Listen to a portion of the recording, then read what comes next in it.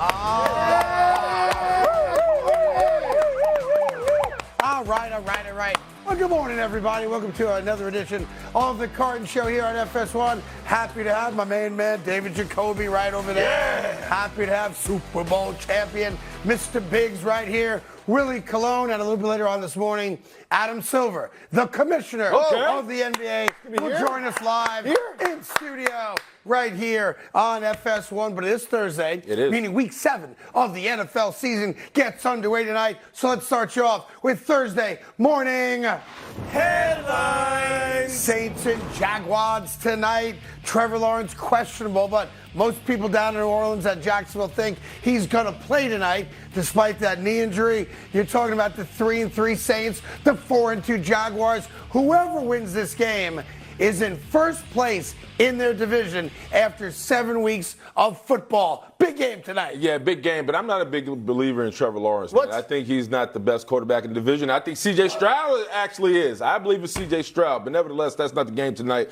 I think the Saints, man, I think they're going to take him. They have 436 offense yards on offense, so to speak, last week against the Texans, man. I think this is a game that the Saints are going to win. They're going to beat the Jaguars. I will say this. For the last 93 years of my life, I'm a time traveler, I would have told you that at no point would America ever care about the New Orleans Saints playing the Jacksonville Jaguars. And here we are in this flipped-up, crazy world where the Saints are in first place, the Jaguars are in first place, and tonight's game actually means something. Plus, you're all going to wager on it anyway, so we might as well discuss it so you know what you're going to do much later tonight. More on that game coming up in just a bit. Headline number 2, Deshaun Watson has broken his silence about his shoulder injury. Here's the deal. It's not an AC joint injury like Derek Carr had, but it is a rotator cuff injury. So he's having a tough time getting any velocity on the football, meaning the dude can't play quarterback.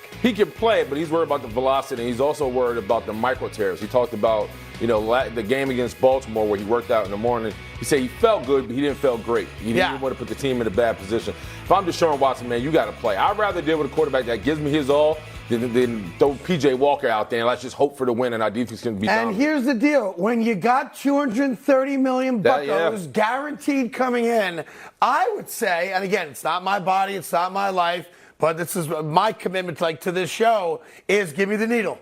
Give me the needle, shoot it up, numb it. I'm going out on the field because you paid me to play. Let's not forget that Stefanski told us that he was medically cleared. Right. So it's not just, hey, whatever Deshaun feels, we're going to go with that. Deshaun felt like he couldn't play, and then the organization itself, the mouthpiece, Kevin Stefanski, said, oh, he was medically cleared. That's where this all started. And when you listen to Deshaun speak about his shoulder injury, you're like, I get it. I don't get it. I don't like it. And just, I know we should never compare ourselves to professional athletes, but I've been hosting this show with a torn labrum for 9 months. You're doing a great job. And I come into work every day, and I take the needle right before I come in like a man does, my friends. Okay. Because they pay me enough money to do it. You got to show up. And that's why I'm here. As a matter of fact, if I had a football here, I would have thrown it right at Jacoby's head.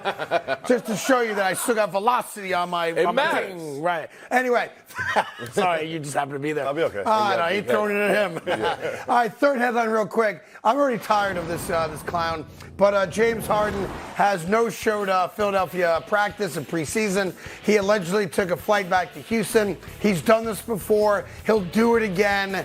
And yet it is big news because he's a first-ballot Hall of Famer who came off a great season last year, leading the league in assists. But he's such a pain in the ass. I don't want to give him the time, but I have to. James Harden has gone AWOL. I'm with you. And if I'm Joe Embiid, I'm like, just stay home, bro. Like, right now, you're a distraction. We haven't started the season, and it's all about you. Nothing's happened nothing that Sixers has done has helped Joel Embiid succeed. You talk about Jimmy Butler, now him. I feel bad for Joel. He doesn't need this, and the team doesn't need this. So and I think, honestly, and I'm doing it, so I'm guilty of it, but at some point, I think we need to all collectively turn our backs on James Harden and pay him no mind. Because it's the same crap every single year. It's about the money. You're not happy with Durant and Kyrie. You're not happy with Embiid. You're not happy in Houston. You're not happy in Oklahoma City. You're never going to win an NBA title. And as far as I'm concerned, muerte. You're dead to me. In any event, big news. 9 o'clock this morning, Adam Silver, NBA commissioner, joins us live in studio. Thrilled to have the commissioner, my main man. Hey. Thrilled to have the commissioner stopping by. And there's not a single question we're not going to ask him. So if you're an NBA fan and you have questions about the upcoming season, 9 a.m. right here on FS1, exclusively with the commissioner of the NBA, Adam Silver. Now, coming up after a very quick break, we have ourselves a little situation brewing right now. Apparently, people in Dallas think that Dak Prescott is more maligned than any other quarterback in the history of football. We'll go down that road once and for all and explain to you losers in Dallas why you're wrong right after this.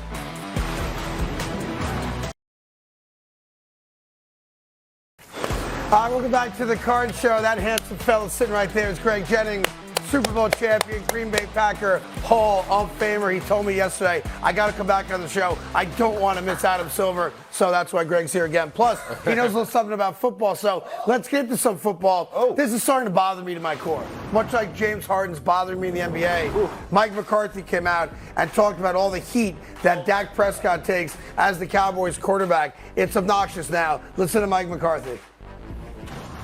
The way he's built all the way through, obviously his physical skill set is excellent, but what he endures mentally and emotionally compared to the other 31 is unique. It's not unique at all. Who'd you rather be, Dak Prescott or Zach Wilson? Who'd you rather be, Dak Prescott or Daniel Jones right about now? The quarterback in every city in America is under the biggest microscope. They're the rock star hero when they win, and they're the worst guy on the planet when they lose. I will agree that the light in Dallas is far brighter than a lot of cities, but not every city. I did Sports Talk Radio New York for a very, very long time, and in Philadelphia. And I can tell you right now, if Dak Prescott thinks he has it bad, go talk to Donovan McNabb, who only went to 4 NFC championship games and a Super Bowl and can't walk down the street of Philadelphia today. And I don't know why we continue this narrative about how hard it is to be Dak Prescott. The dude made over $100 million off a broken leg. They've been very good to him. He has never gotten them to an NFC championship game. And we talk about him now, Greg, like he's fine china. It's nuts. Yeah, it is, but I understand where Mike is coming from. Like, it is different. Let's be honest. It's Dallas. It's the Dallas Cowboys. We have this expectation of them actually being a lot better than what they've delivered over the past 25 years. And when we look at the quarterback position, out of all the teams in the National Football League, if that franchise has never truly had, and this is no disrespect to Troy Aikman, like a super elite quarterback. Like where Tom Brady, obviously New England, Aaron Rodgers in Green Bay, Brett Favre in Green Bay, Patrick Mahomes right now in the 49ers, obviously Joe Montana, Steve Young, those guys. We haven't seen that in the Dallas Star uniforms. Like with Roger Staubach, you want to go all the way back to him? Is that what we're doing? I guess you can go all the way back that far, but since then we haven't seen that, and that's kind of the expectation. Will we see that under center? Yeah, for but the it's Dallas not Cowboys? the thing. Yeah. I'm tired of this because, and I want to acknowledge this. It's not Dak saying it. So I do want to give him a pass on it. It's Micah Parsons 2 days ago saying it. It's Mike McCarthy yesterday saying it. And the more people in the organization that now come out and say it, I now get concerned that they're worried that Dak's fragile. And to Dak's credit, he's never shown that he's fragile. So I don't understand after one win, right? They beat the Chargers, and 2 weeks ago, they lost by 30 points to San Francisco. Why the new thing in Dallas is, let's come out there and publicly back up our quarterback and tell the world how tough it is to be Dak Prescott. I'm telling you, the back pages of the New York papers have not been kind to a lot of quarterbacks, and Dak has never experienced that level of vitriol and hatred like a New York athlete does. Yeah, but we also said yesterday, we're talking about Dak Prescott in July. Right, we're talking about him we're talking about during the dog days of the summer. Yeah, because he's solely the quarterback for the Dallas. Let me ask you this: you think people weren't tough on Lamar Jackson for not playing in a playoff game last year? Yeah, but you think he felt the heat? Yeah, when he didn't want to play because of the PCL. But talking about way into the summer, we were talking about the state of Dak. How do the Cowboys look? At some point, it becomes like a bullying, right? It feels like a bullying. Yeah. So I understand why Mike McCarthy is like, listen, our quarterback Every time I look at the paper, whether I look at TV, it's about Dak. And I agree with you. We're in the New York market, and we watch Zach Wilson when he plays back, gets dragged. But then he kind of dies out. Dak is 365 days a year. Like, that's a big. Yeah, but that's listen, we're responsible for that because we make a decision every day editorially that most of America still cares about the Dallas Cowboys. And while you may have a rare week where America now buys into Chicago, Green Bay, Houston, wherever it might be, they always care about the Cowboys because they have more fans than any other team. I mean, it's quantifiable. Like, the Cowboys will do numbers, both on this show and when they play the games. But the thing about what's happening right now with Dak is, first Micah came out and said it. I'm like, all right, it's a defensive edge rusher on a podcast. And then the next day, the coach says the same thing. Right. Which makes me feel like there's a collective feeling amongst the team in the locker room that we need to defend Dak, which leads me to say, why?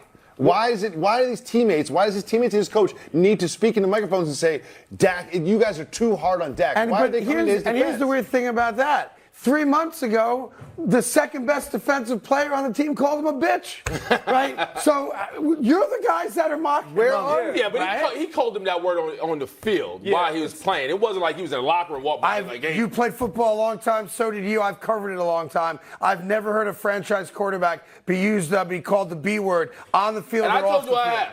Yeah, well, you're a bad guy. And by the way, I'm getting a lot of people on social media wanting to know if you're going on a job interview after. What do you mean? You don't like the blue? And now I'm concerned. Kobe looks like a basketball. I'm wearing Carolina blue. It's a basketball thing. You going on the Manning cast? I'm just hearing what people are saying. Tell Willie good luck on his interview. I don't know what to say, but just to wrap up, and you, that's another story. First grade starts tomorrow. It's autumnal. This is autumnal. Just to finish off the thought on Dak Prescott real quick. I don't know why all of a sudden. So you don't have empathy for him? No, I don't. You should. Listen.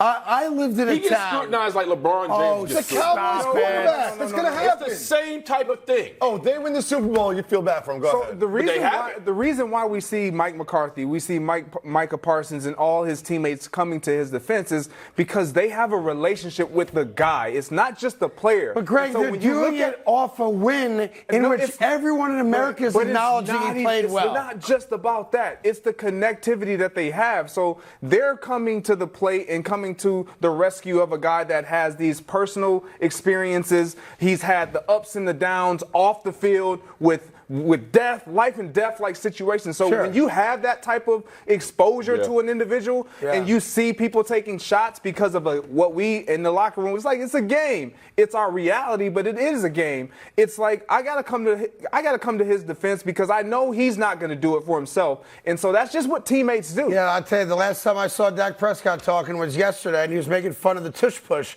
and seemed like he was in a pretty good spot. And now we got the head coach, the best defensive player, all yelling at the media and the fan bases for attacking the quarterback. I can tell you how you can make those attacks stop. Get to an NFC championship game. Play better in January. Stop turning the ball over. All the basic things we all ask our favorite quarterbacks to do. Wah! People are too mean to Dak Prescott. Wah! I'm tired of it. The world's changing in a manner that I don't like. I remember when my quarterbacks could take a little, verbal beatdown and they'd live to fight another day. Apparently those days are over. That's when you smoke on airplanes, too. We should just coddle all you guys. That's what we should do. Are you okay, Willie? Are you feeling okay? You gave up 5 sacks yesterday. It's going to be all right. The media's too tough on you. Shut up.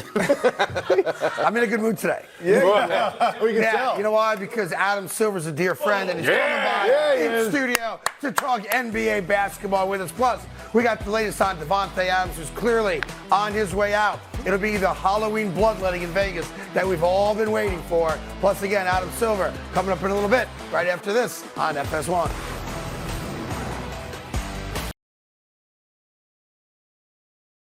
And on behalf of all New Yorkers, I knew it.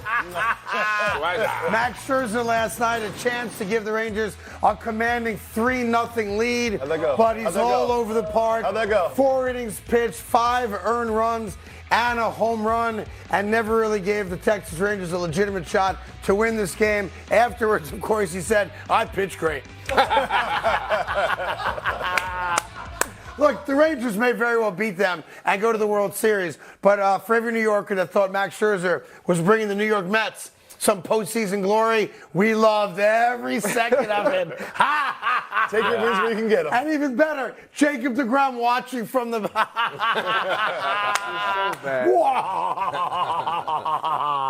It's not Halloween. Why am I doing that? That tells you I'm in a good mood. In any event, yeah, maybe bipolar. Here's Jacoby with First in Football. I'll get my meds now. Go ahead, Jacobs. Well, we start with first down, First in Football. And yesterday we made fun of Julio Jones. We questioned whether or not he had any gas in the tank. He doesn't. He was asked about that. Oh. And here's what he had to say. Have left. Just keep watching. Okay. You know, I ain't gonna make no expectations. Just keep watching, and I can show you. We'll revisit this question. All right. He seems confident. Craig, what do you expect Julio Jones' impact to be for the Eagles? In Yiddish, we say this: Ugats. Zero. Ugats. Nothing. I think he brings nothing at all to the table. And I respect the fact he had a really good career. I don't want to diminish what he did when he was younger and when he was healthy. But if you think I'm worried about a guy with 24 catches last year and 2 touchdowns, I'm not. Now, I know what Philly's going to do. He'll be on the field that first offensive series. He'll probably catch a screen pass or a quick slant, get him right into the offense right away, and try to shut all the naysayers up. But here's the reality. When you look at the Eagles, and they're a really good football team, they're reacting to a bad loss in their minds to the New York Jets. It's not because they were lacking a third wide receiver to complement Smith and Brown. To be fair, those guys didn't have great games on their own. 2 drops, big drops in the second half for both those guys. Jalen Hurts has been, I don't want to say problem, because they've one loss. And they've won 22 out of their last 24 regular season games. But Jalen Hurts is not playing at the level he played at last year. For me, what you said yesterday, Greg, resonated. That goes back in part to having a new offensive coordinator. And the fact that against the Jets, for example, they gave up on the run. The Eagles have, and it's not even debatable, the best offensive line of football. And yet, DeAndre Swift, I think, only had 10 carries total in that game against the Jets. They actually played into the Jets' hands by throwing the ball so much, especially with the lead. So no disrespect to Julio Jones, because again, had a really good career, and it was going towards being a Hall of Fame career, which I don't think he is now because of the injuries. But having a third wide receiver is not the issue, I don't think, for that team. It's better play calling and better quarterback play. So I said yesterday, I'll say it again today. This is a knee-jerk reaction to their first loss of the season. And had they lost to anybody other than maybe the Jets, who they clearly didn't think much of, I don't think they make this deal. Yeah, so I look at this a little differently. But what Julio is saying, as far as keep watching, Julio, we are.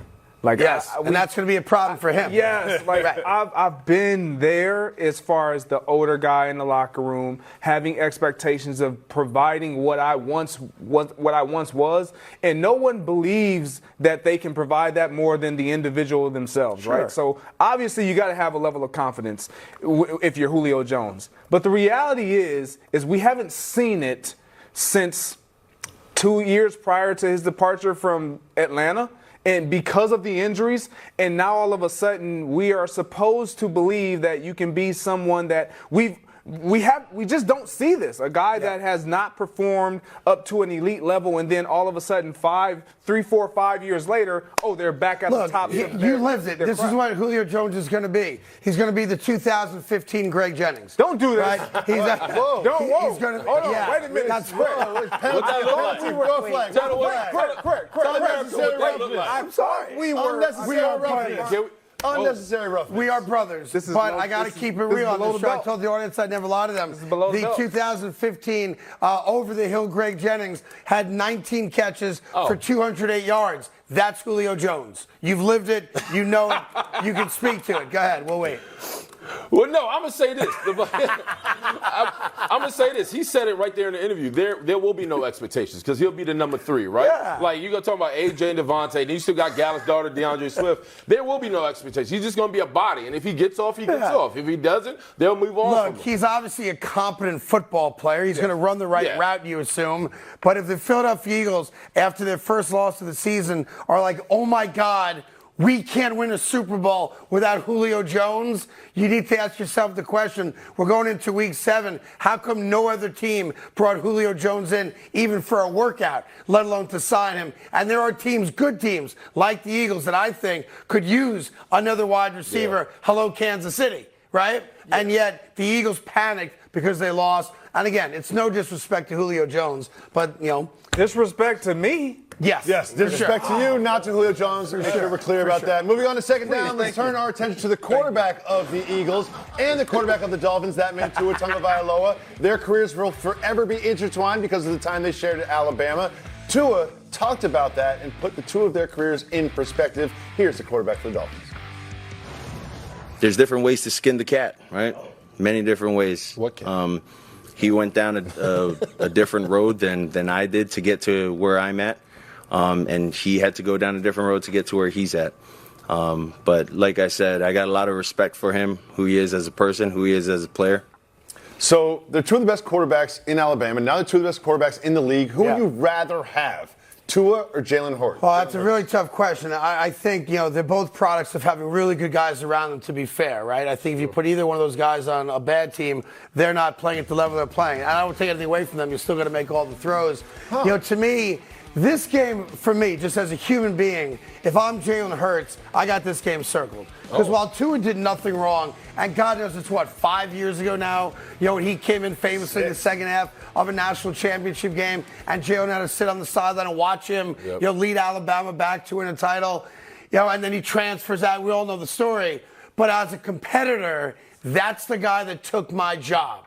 That's the guy that won a national championship when I was supposed to be that guy. And I don't care what any of these guys say. It's personal. Not from a standpoint of I dislike you, but I want to beat you. I need to beat you so I can just knock that little chip off my shoulder and cross off my life to-do list. I got to beat Tua head up. And I think that's why I would lean towards Philly in this game because of that. Jalen will never say it. He's as classy a guy as we've ever seen in the NFL, and you've seen that throughout his college career and, of course, in his few years now in the NFL. But this is personal, and it should be. Yeah, if you was to ask me who's having a better career, I'm going to say Jalen Hurts. Who's having a better season? Tua Tagovailoa. I think that's fair. I'd agree with you. On top of that, who do I want as my quarterback? Tua. And it's because of the adversities he's faced, being injured, being in a quarterback battle. Pretty much Brian Flores, when he was the head coach, saying, I don't want you as my quarterback. He's been through the mountain and back, and now he stands on top as the best quarterback in the league. And when I look at Tua and everything he's done within this offense, man, I feel like he can only get stronger, right? Especially with the addition of Chase Claypool, especially with everything that all the weapons that are coming to fruition. So I like Jalen Hurts, but I trust Tua more right now than Jalen Hurts. You know what's interesting about this game? The focus is going to be the quarterbacks, and rightfully so. They're two top 10, easily, maybe even top 5 or 6 quarterbacks in the NFL right now. But to me, the winner of this game is going to be whether or not Raheem Mostert or DeAndre Swift has a bigger day. Ooh. And I know the Dolphins game is predicated on the pass, obviously, and they're setting records right now. And I would throw the ball as much as they do. But the Eagles secondary ain't that bad.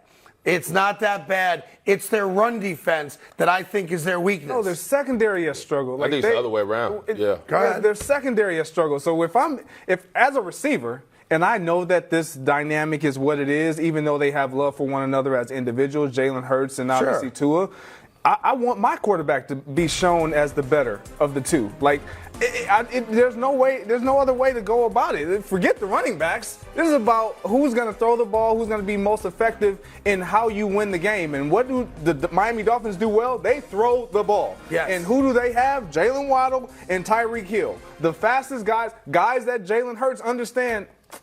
Ooh, man, we're going to have a problem with these guys. When you look at the struggles of the Philadelphia Eagles, it's been in their passing game. It's been their lack of commitment to even the run last week. Right. So the Miami Dolphins know who they are. The Philadelphia Eagles are struggling with finding out who they really are. For me, when I look at this relationship, though, really quick, so I was supposed to go to the University of Michigan. Why you didn't? I didn't go they pulled because the scholarship from they pulled my scholarship, and they gave that scholarship to a guy by the name of Braylon Edwards. Yeah. Braylon Edwards and I have receiver. a great relationship. But because of that, his entire career, I identified with while we were in college, while we were in the pros, and my whole goal, I never spoke it, but it was like, I'm going to be better than this guy. I want to prove that I'm better than this guy. That's what those guys are dealing with. And it's on a different level because so it wasn't personal. You weren't angry at Braylon Edwards. No, I wasn't. But you used him as the chip for you to achieve. Because I naturally wanted people to see and identify, and more importantly, for Lloyd Carr, who was the head coach of the Michigan Wolverines, I wanted him to know you made the wrong decision, buddy. Like, now, did he make the wrong decision? Braylon Edwards had a good career. We both had great careers. I also feel like that's part of what motivated Jalen Hurts to win the Heisman when he did. I feel like that, and I think the two of them, it's this history and this sort of intertwining of their careers is what makes this big game even bigger. Moving on to third and football. Let's talk about Davante Adams, Las Vegas Raiders wide receiver, who we all speculated would get traded at some point this season. Talked about the season and his goals, and sounded like someone who's going to get traded. When you're a player like me, mentally, my benchmark is not wins and losses, it's greatness. So when I go out there, I expect to be able to have that ability to put that on tape. Came here to win and to do it the right way. So if it don't look like it's supposed to look, then I'm gonna be frustrated if I'm not a part of that plan.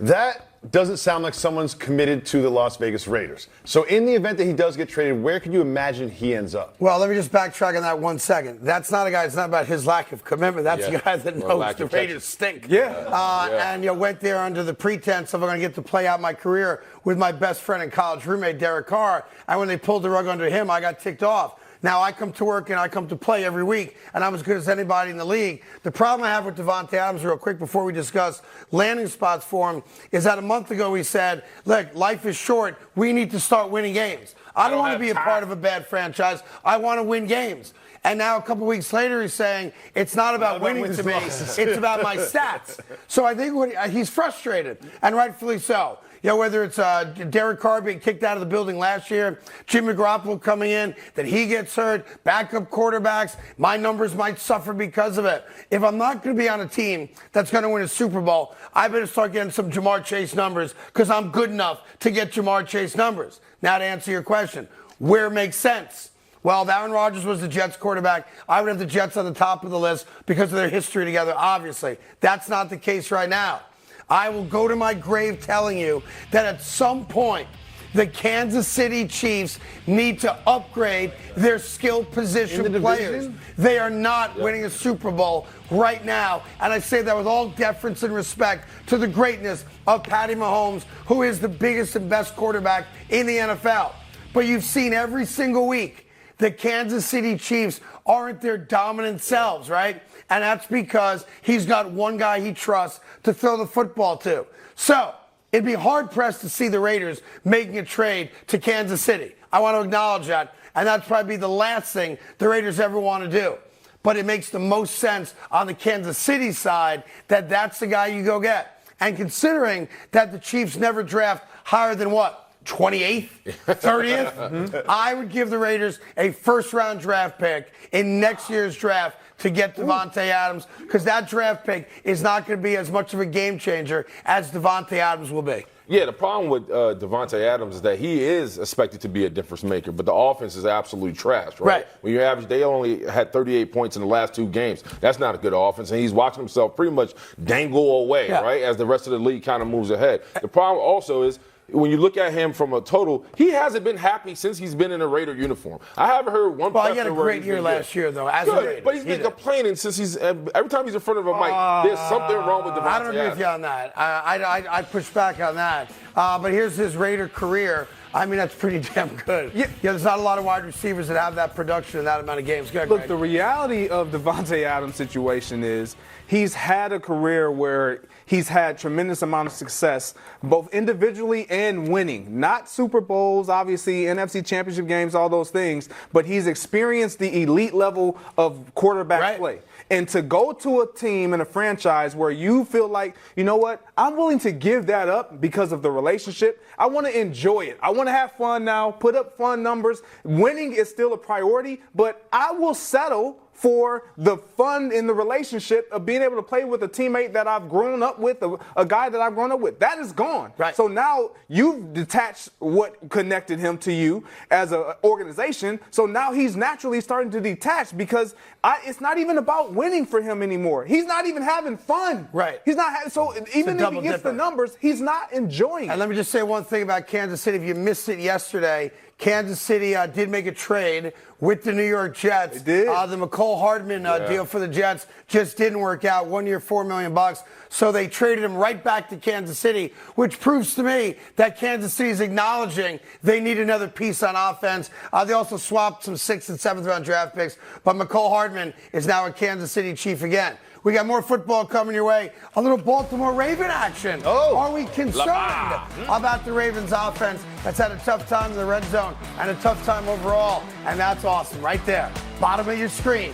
NBA Commissioner Adam Silver live in studio coming up at 9 a.m. Eastern exclusively on F to the S to the 1.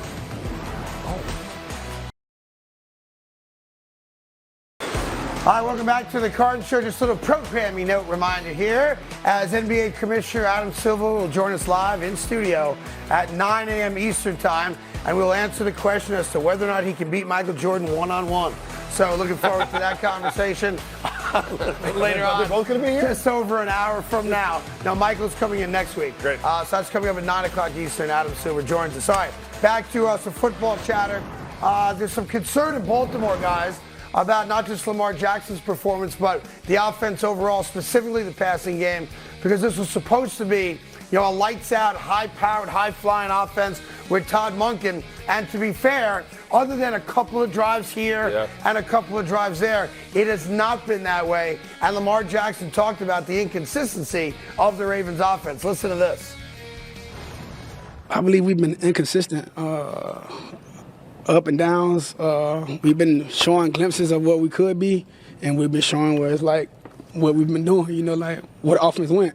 We just got to be more consistent when we're doing good and, driving the ball down the field and scoring points. Yeah, and that's the key, scoring points. A lot of red zone problems for them. Injuries, of course, like a lot of teams, been a big factor. Losing your starting running back. Odell's out for a couple weeks. He hasn't been right yet. Really a non-factor in that offense. But it hasn't felt right yet. Now, you guys have spoken a lot on this show throughout the first 6 weeks. It does take time for a new offensive coordinator and the guys to meld and get on the same page and really play at a high level. But it seems like if we go back to that Pittsburgh game 2 weeks ago, and if they don't have 5 drops, 3 of them in the end zone, we might not be complaining or as concerned about the offense because the numbers would look a lot different. Yeah, the offense takes long, but it don't take this long. We're about to go into week 8, right? It's 7, yeah. 7, excuse me. So with that said, man, the problem with the Ravens is they start fast, but they fade as the game goes along. And you talking about going back to last week, Beckham and Aguilar, they had you couldn't find them on tape. Outside their 1 or 2 possessions, they're non-existent. Zay Flowers, Mark Andrews, okay, but they need help in the run in the backfield as well. So, and Lamar Jackson was their leading rusher. He had 61 yards. So when you talk about this offense being dynamic, they have yet to do so, especially with the drops. And the problem with Lamar Jackson right now, he looks like he needs more help. At one point, you say that he can get the job done, but everything that's going on the outside, he needs more help, and the offense just simply isn't producing. It's weird. I still think they're going to be an explosive offense. I've not given up on them just yet. And I think part of it, Greg, is what you spoke about a couple weeks ago when you were here, and that is we have to stop, and whether it's them or it's Lamar himself, we got to go back to allowing Lamar Jackson to do the things that made him so special. And I know the idea was as he gets older and injuries are a part of his career now, you want to keep him safe. And how do you keep him safe? Keep him in the pocket. But the reality is this. When Lamar Jackson has a lane to go, he's got to go because he's as good as any quarterback in running the football. Absolutely. You can't take away what makes a difference maker, right? Like this offense is predicated on running the football. And so losing J.K. Dobbins and losing a piece of their running game, it has changed their approach. Now, they still run the ball a lot more than they pass the ball. Their passing attack, to your point, the weapons that we talked about going into the season, the Odell Beckham Jr.'s, the Rashad Batemans, and all the other. The only one that's really been of a splash that has shown any type of life is Zay Flowers. Right. Like Mark Andrews hasn't even had the season that we have been accustomed to him having. And he's been the security blanket. Correct. And so for me, this is why I like on other shows on our network, I didn't have the Ravens making the postseason because I knew that they would struggle offensively. Huh. And I didn't believe that their defense was going to be as good as it is. And so if it's taking this long, I don't expect it to all of a sudden a switch to be clicked on and they start to roll. Yeah, and here's the other real problem. Like right now, 6 games into a season, Lamar Jackson is their leading rusher, and it's about 50 yards a game. And that's what you didn't want. Zay Flowers is their leading receiver, and again, he's only got 360-some-odd yards. So all these other weapons, the security blanket of Mark Andrews, the addition of the $15 million man, Odell Beckham, the veteran, although he's got butter on his fingers, and Nelson Aguilar, none of them have really stepped up and emerged as a go-to guy or a trusted receiver, and that's really concerning if I'm the Baltimore Ravens. And you talk about that Steelers loss and those drop balls, and that's going to come back to haunt them in this division. We talk about this division potentially being one of the best in football. It's a very competitive division, and they need to be consistent. Because he's right. He said he stood in front of the podium and said, we've been inconsistent. We've shown glimpses of what we can be, but not putting it together for a full game. That is just not good enough in this division. Well, they need to put it together. You're going to see how good or bad they are this week because they play the best team in the NFC, the Detroit Lions. And to be fair, Baltimore is 4-2, and they're in first place. It's Thursday. The jar is back. Let's do the jar. Go ahead, everybody. Discovered at the base of a Mayan temple years ago, we have obtained a jar. A jar that has the supernatural power to make proclamations. We are now at the mercy of the jar. That's right. We got all the special super glue we could find, and we repaired the jar after Willie aggressively damaged it a week ago. The jar, by the way, here's how it looked a week ago when the big fella didn't like what the jar had to say. It was being Show rude. them what happened. Oh, Yikes. Really? One more time. Yeah. All right, the jar is now open for business. Here we go. Number 1 out of the jar. The Jets are America's team and should be given that home game on Black Friday forever. Just like Detroit and Dallas get on Thanksgiving Thursday. The Jets get it. They're the most popular team in football. Do you agree that Black Friday should ever be known as a Jet home game? Yeah, after you beat up a Best Buy, you should come sit down and watch the Jets play, right? That's the bottom line. Beat up a Best Buy. The end of what's going on with the Jets is a little bit of an enigma because they have a bad quarterback. But they have a great defense. But they have also a great head coach who tells you, like, hey, we're fine. There's nothing to see here. But time after time, they keep you hanging on. So they're must-see TV. I like the Jets. Yes. Obviously. Every Black Friday is now a Jet holiday. Can't wait for this Black Friday and Thanksgiving. All right, number 2 out of the jar. Jared Goff is the true front runner for the MVP. Ooh, I like what the jar's thinking. He's, look at his stats right there. 1,600 yards, 11 touchdowns. He's top 5 in every category. And oh, by the way, the Detroit Lions have the best record in football. I like what the jar's saying. I'd give my vote, if not to Brock Purdy, to Jared Goff. Yeah, it's tough though, man, because you got to see like ones on those stats. Like, and Jared Goff, as great as he's been even last year, going back to last year, like you just feel like the MVP has to have some type of flash to them. So May I answer that? Yes. Christian Harper, his fiance. There we go. So hot. Yeah, I mean, bring it back around. That's the flash you need. And I DM'd both of them yesterday to let them know that the Detroit Lions are the king of the mountain in our NFL rankings. No response. No response. I mean, Goff is great, but he ain't better than Tua. Tua can easily be comeback player and MVP. This is true. It's like, they talk about Heisman moments. Like, Jared Goff hasn't had an MVP. Yeah, he hasn't had but he's been consistently good. There's no big moment. Jared Goff right now with Brock Purdy, it's neck and neck for the best quarterback in the NFL, if you ask me. All right, next one. Of all the young quarterbacks, we define young as 25 or under. Justin Herbert is the most likely to win 2 Super Bowls next. How about that? Not if You got Brock Purdy, you got Herbert, Jalen too. You see all the quarterbacks right there. Who's the most likely to win 2 Super Bowls? Well, it depends on his coach. If his coach is still Brandon Staley, I don't see it happening. If that changes, and you guys have been talking about the whole Bill Belichick thing, if that happens, I sign up for I that. agree with the people that are right at the bottom of the screen there. I think Brock Purdy's the most likely to win 2 because he might win his first one this year, Biggs. Yeah, for me, it's probably Tua, man, because it doesn't matter if he's putting up points. I love Tua. You know it. I love to take quarterbacks just like you. Amen. So at the end of the day, when you talk about Tua, man, what he's doing to possibly breaking the passing record, you can only think he's going to get better and going to put more weapons around him, especially on the defensive side. Jalen Ramsey's back, by the way. There's only one more. Hey, what are we doing? There's only one more, and the last time there was only one more, you broke the jar. Yeah. So Why are you standing up, why are you Craig? moving now? Why are you standing up, Like, why are you Craig? getting up? I'm just going to move over here. What? I'm going to move I'm gonna stand over up. here. I don't like this. All right. Mom, Dad, stop the fighting. jar says, that Greg Jennings will never eat a glazed donut live on this show today. It's for you, Greg. Here it is. Greg famously has a very nutritious Is the jar diet. correct? It's a very nutritious diet. The jar does go on to say, disciplined with what you imbibe. to be fair, the jar does go on to say, and the reason he won't is because Willie's going to take it. Well, I can't allow the jar to be wrong. Has the jar ever been wrong? Shut the jar up. I guess I offer it to you. I offer it to you. Will.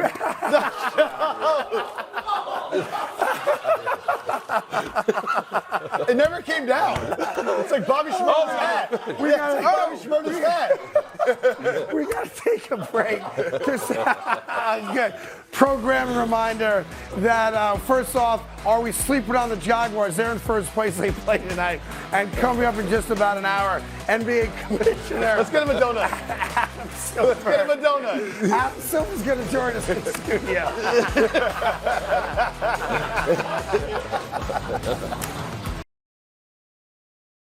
Good morning and welcome back to the Carton Show. Your early morning headlines, and let's look ahead to tonight. Sneaky big game on Thursday Night Football. Saints and the Jaguars. The Jaguars are 4-2. With a win tonight, that would take them to 5-2. I can do math.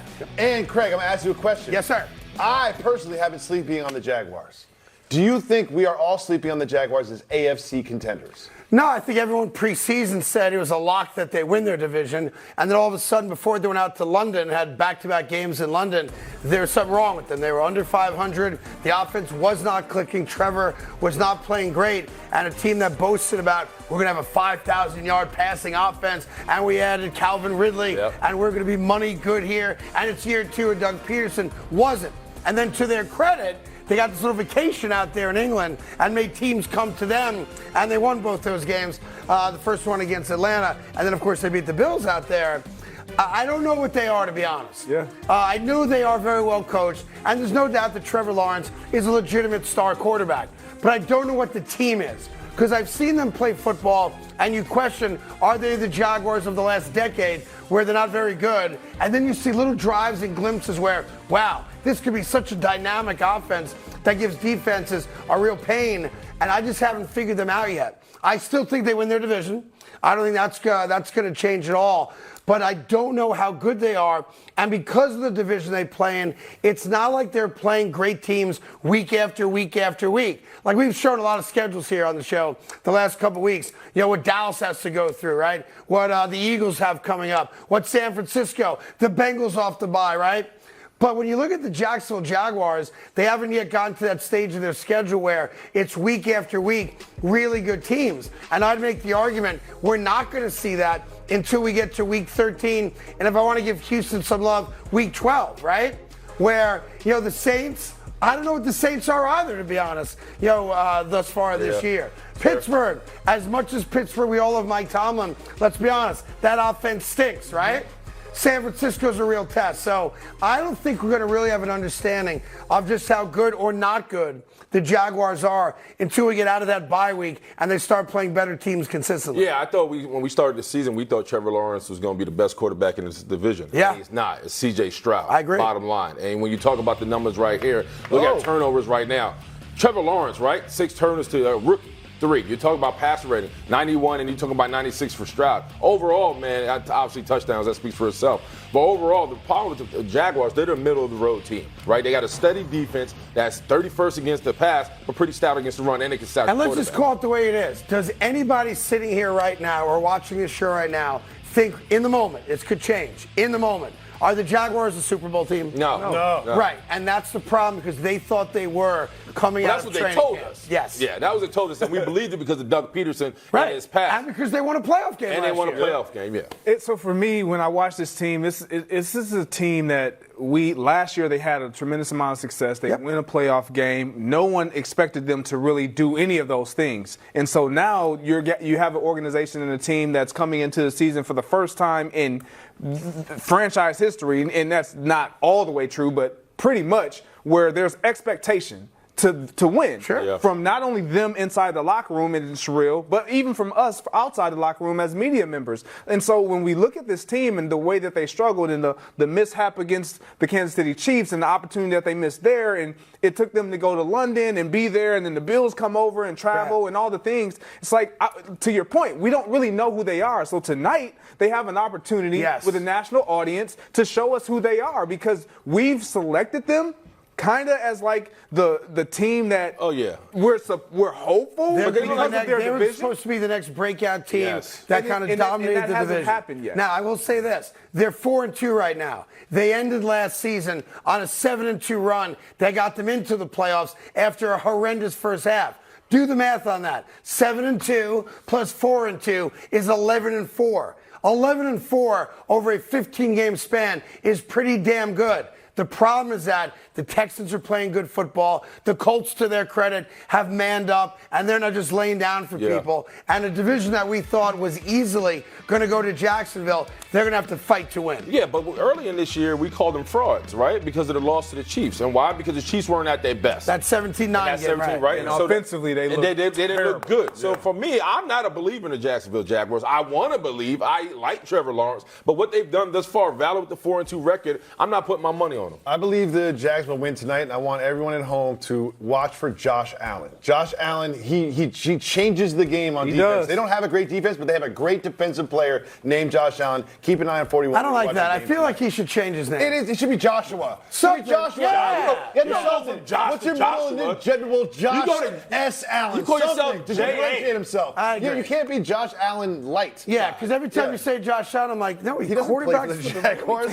Moving on to our next headline, and that involves someone we've been discussing a lot, Deshaun Watson, the quarterback of the Browns. He was medically cleared to play about 3 weeks ago, didn't play last week, and finally, he spoke about it, and here's what he had to say. You know, we just got to continue to take it day to day. You know, I'm not going to put the team in jeopardy if I can't do certain things that is going to allow us to, you know, be handicapped in certain situations. So, you know, that's the reason why I haven't been able to, you know, step on the field. You know, I've seen people, you know, around talking about that, you know, go out there and play. I mean, if I can't control the ball, you know, then I can't throw it. Then, you know, there's no benefit of me being out there. We have been critical of Deshaun Watson not playing. Now that you hear him say it, do you feel differently, Craig? It's funny. A week ago, his agent reached out to me to tell me that his injury was not the same as Derek Carr's. That Derek Carr had an AC joint injury. And while he didn't tell me exactly what the injury was, he goes, you know, make sure you guys acknowledge the fact that it's not the same injury. I don't care. Because if the doctors clear you, and this is my bugaboo, my problem with what's happening in Cleveland, when I hear the medical staff tell me that the quarterback can play football and the quarterback is making the decision, I can't play football, I question the quarterback. That might not be fair, but that's what Cleveland did by publicly announcing that he was medically cleared. So here's the reality of Deshaun Watson. He has a rotator cuff injury. For any of you out there that have ever had to throw a ball, whether it's in the backyard with your kids or in high school, college, or whatever the level was, if you have a rotator cuff injury, it is extraordinarily painful to throw the ball, and you don't have the same strength and ability to throw it the way you need to throw it in an NFL game. I have a real problem with the doctors clearing him if that's what's going on, because they threw him under the bus. They're making him the scapegoat now. But here's the flip side of it. He didn't play last week against what we thought was the best team in all of football. Maybe they are in San Francisco. And P.J. Walker comes in, and we're like, he ain't got no chance to win against that defense. But the Browns' defense is so damn good. With Deshaun Watson out, they're not asking Walker to do a lot. Couple first downs, couple maybe 8 touchdown drive, get some field goals, and we're good enough to hold down the fort until Deshaun comes back. But then we're going to have to ask what I think is the $200 million question. Exactly. When Deshaun Watson does come back, and he's going to come back at some point this year, what is he? Because even this year, prior to hurting his shoulder, we have not seen the Deshaun Watson that they gave $230 million to based on his career with the Houston Texans. And I wrote off last year's 6-game experiment as hasn't played in 2.5 years, get the rust off, and I had huge expectations for Deshaun this year. And to be fair, he has not come close to living up to it. And what's troublesome about that is their defense is good enough to win a Super Bowl. If Deshaun Watson could rediscover what he had in Houston, they're good enough to win. I want to be clear. It's not hyperbole. If they have a legitimate quarterback, they are good enough to win a Super Bowl. And that's why, if I'm a Browns fan, I'm really frustrated with Deshaun Watson not playing when the doctors told me he could. Yeah, I think you hit everything on the head. For me, it's the money, right? When you give a guy $230 million guaranteed over 5 years, the bag is different for you because what they had to do to go get you. With that said, that means you have to step out of yourself. I would never want to have to question the toughness of my quarterback, right? And I played with a pretty damn good tough quarterback in Ben Roethlisberger. For me, with a guy dealing with a rotated cuff, for me, it's like shoot it up and play, right? Because I'd rather you give me something than give me nothing. I'd rather take a 70% Deshaun Watson than have P.J. Walker out there scrambling and trying to light up the scoreboard for his life. Especially when you have a defensive, like you just said. The Browns are arguably one of the best defenses in football.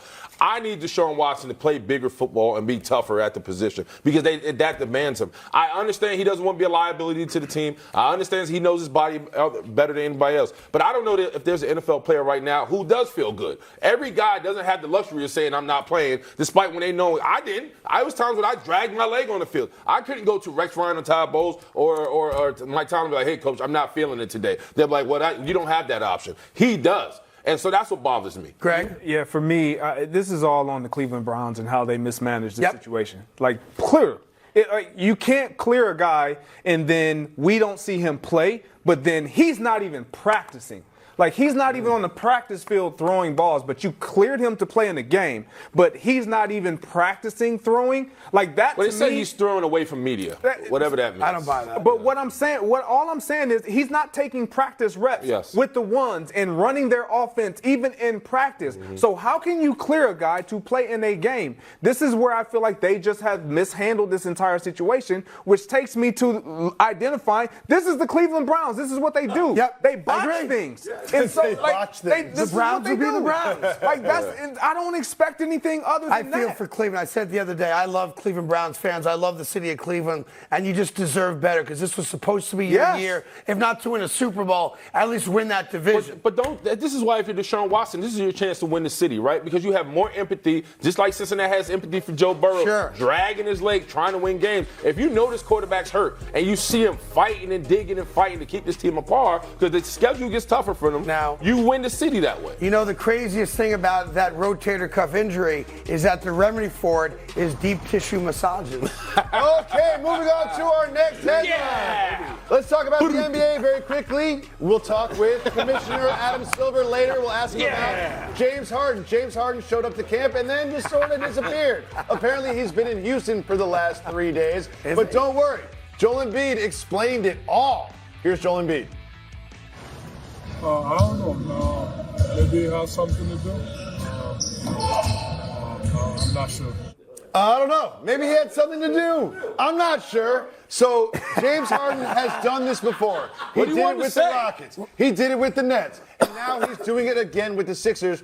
Do you think he will be rewarded with a trade for this behavior? I think it was 10-cent wing night at Delilah's. That's what I was thinking. Houston. Oh, you know love Delilah's. Love Delilah's. My God. Look, I'm sick.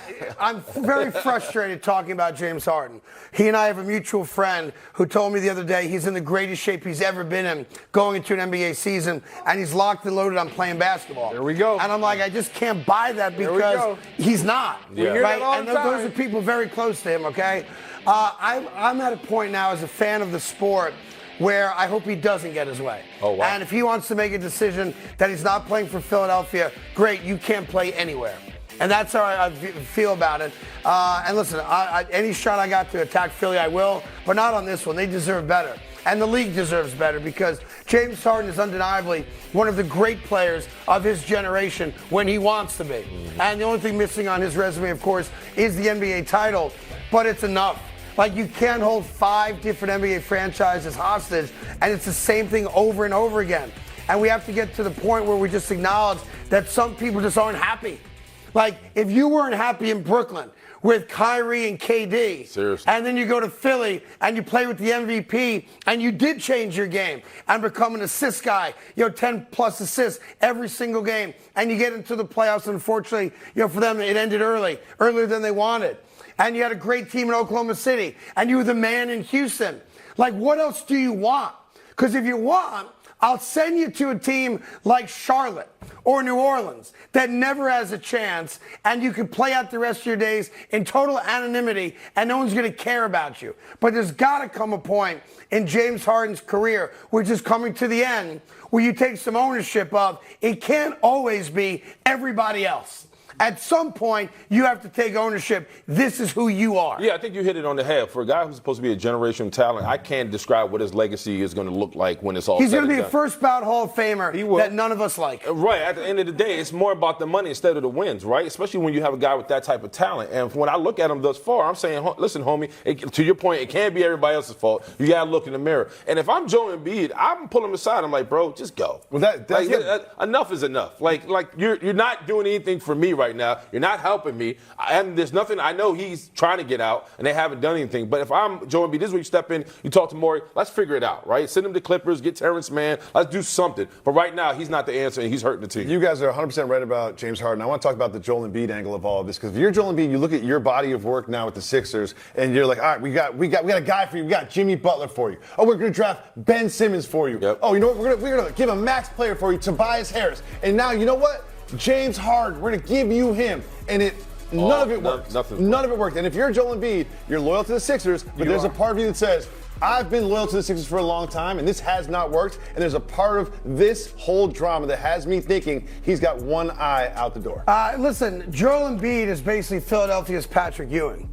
Great player who's not going to win a championship. And that's the reality of it. And at the very end of his career, it's going to end poorly. He'll play a year somewhere else, play out the string of a career that's going to put him in the Hall of Fame as well. But the Philadelphia 76ers are not winning an NBA title. And if you take stock of what happened this offseason, Milwaukee, of course, is better than them. The Celtics are better than them. And while they might be the third best team, and I'd probably sign up for that right now, big gap. They are not close to the Celtics and Milwaukee, in my opinion. And they can't even hold a candle to 4 teams out west. So the Embiid Sixer career, and I hope for Philly's sake, Embiid is a career 76er. I put a lot of value in that. I think when you're a great player and you play your entire career with one franchise, there's a lot to be said for that, especially in the NBA when guys can pick and choose who they want to play for and when they want to leave a city. I hope he stays in Philly, and I know for a fact they will never win a title with him.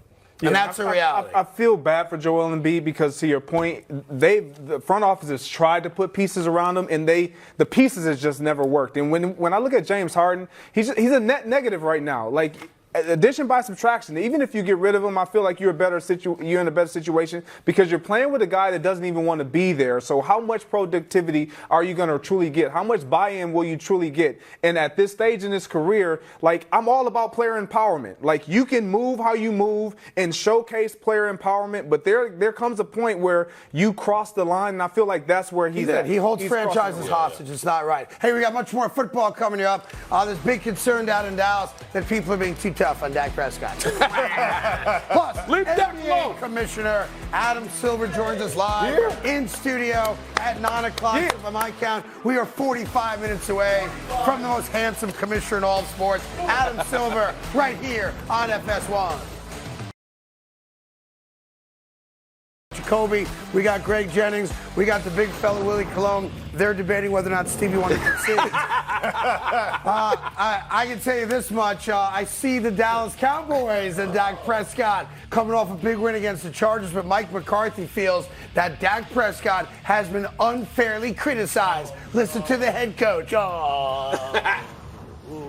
The way he's built all the way through, obviously his physical skill set is excellent, but what he endures mentally and emotionally compared to the other 31 is unique. Again, I hate this because he's not unfairly criticized. He's the starting quarterback of the Dallas Cowboys, who's never gone to an NFC Championship game, can't beat the San Francisco 49ers, and throws bad picks at bad times in big games in January. And I'm trying to figure out why in the last couple of days there's this new narrative from the Dallas Cowboys, Mike McCarthy for one, and Micah Parsons the other day for two, who now feel the need to publicly come out and not just support Dak Prescott, but talk about the public narrative, the public treatment, and the way the media talks about Dak isn't fair. I would say this. I did sports talk radio in Philadelphia for 5 years and sports talk radio in New York City for the better part of 15 years. If you think that Dak Prescott is mistreated in Dallas, allow me to show you a random sample of back page headlines from my guy, Zach Wilson. All right, this is a daily thing in New York, in Philly, in Chicago, in New England. Like, the guy's merely trying to enjoy a nice holiday, and the back page of the paper is Christmas. Yeah.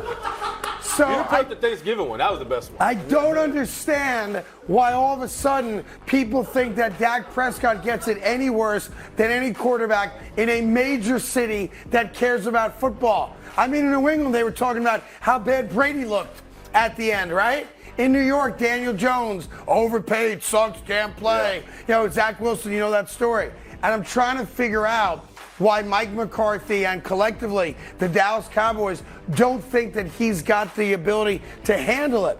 From my perspective, Dak Prescott's never complained about it. He knows what comes with being the starting quarterback of the Cowboys, and he's never complained once. Yeah, but on top of that, you put Zach Wilson up, he's getting dragged for a reason, right? He's a bad quarterback that's been given multiple opportunities. And last year, when he was thrown into the fire, he failed miserably. And you talk about the end of that Patriots game when he didn't own the loss. Right. He said it wasn't me. Wasn't me. It was totally him, right? So he deserves a dragging. On Dak's behalf, he's brought the team to the playoffs, multiple 12-5 seasons. Yep. You're talking about, Valid last year, he had the 15 interceptions, but he also had 23 touchdowns. You talk about he's put up numbers, significant numbers. He's put himself as being a top 10 quarterback. So he doesn't deserve the criticism. Well, does he deserve at times to be picked at? Sure. Yes. But Zach deserves to be dragged. Yeah, but my point is it's not unique just to Dak Prescott or the Dallas Cowboys. And if we accept the fact that the Cowboys are the most talked about franchise in the sport, and I accept that, coast to coast they are,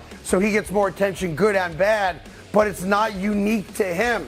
The quarterback is always the guy that's front and center for the good stuff and for the bad stuff. And that's just the reality of the NFL football. But I think value matters, Craig. Like I said, we're talking about Dak in July when football should be because he's the Cowboy quarterback. Yeah, but I get where you're coming from, Craig, and I agree with you in the sense of when we look at Dak Prescott, it's why we're dragging him, if you want to use that word, and it's because the wins when it's supposed to happen or when we expect it to happen don't happen. And then the things that his teammates and owner and head coach are defending him, they've also put him in a position where we've started to assess him from a different light. Like Jerry Jones last year saying that interceptions is not in his DNA. So naturally, what we're going to do is we're going to watch. Yes. Every time he throws an interception, now we're going to remind Jerry Jones, we thought it wasn't in his DNA. So there's things that they have done and obviously things that Dak Prescott have done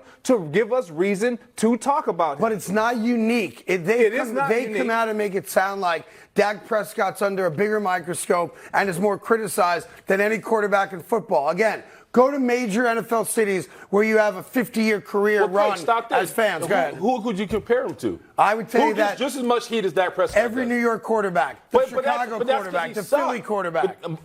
Compared to Dak, who's a winning quarterback on a big-time franchise, Who gets the scrutiny? I'll tell you two guys top of my head. Eli Manning in New York, despite winning two Super Bowls, and Donovan McNabb in Philadelphia. They lived it. No, it's not unique to Dallas. I'm talking about right now in 2023. Who you think gets beat up more than him right now? Well, I would put Tua up there. Tua got buried and criticized to the point where he wants to fight people on TV, right, who are criticizing his game. My point is this. If you want to say that the Cowboys get extra attention, I agree they do. Sure, they do. We do talk about them in July, unlike almost any other team that we don't root for, right?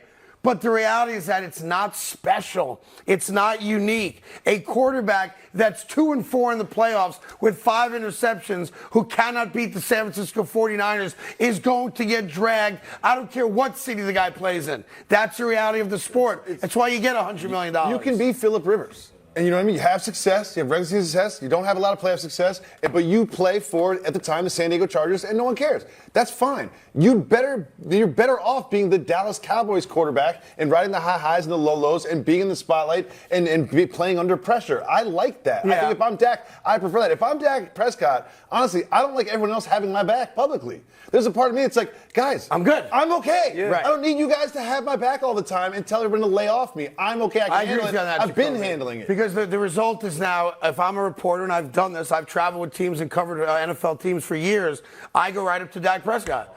And I go up to Dak Prescott and I say, Mike McCarthy thinks we should take a break on you. Are you really that soft? I mean, that's what I would do. Yeah. That's why I'm special. In any event, more on Dak Prescott, I'm sure, in a couple segments.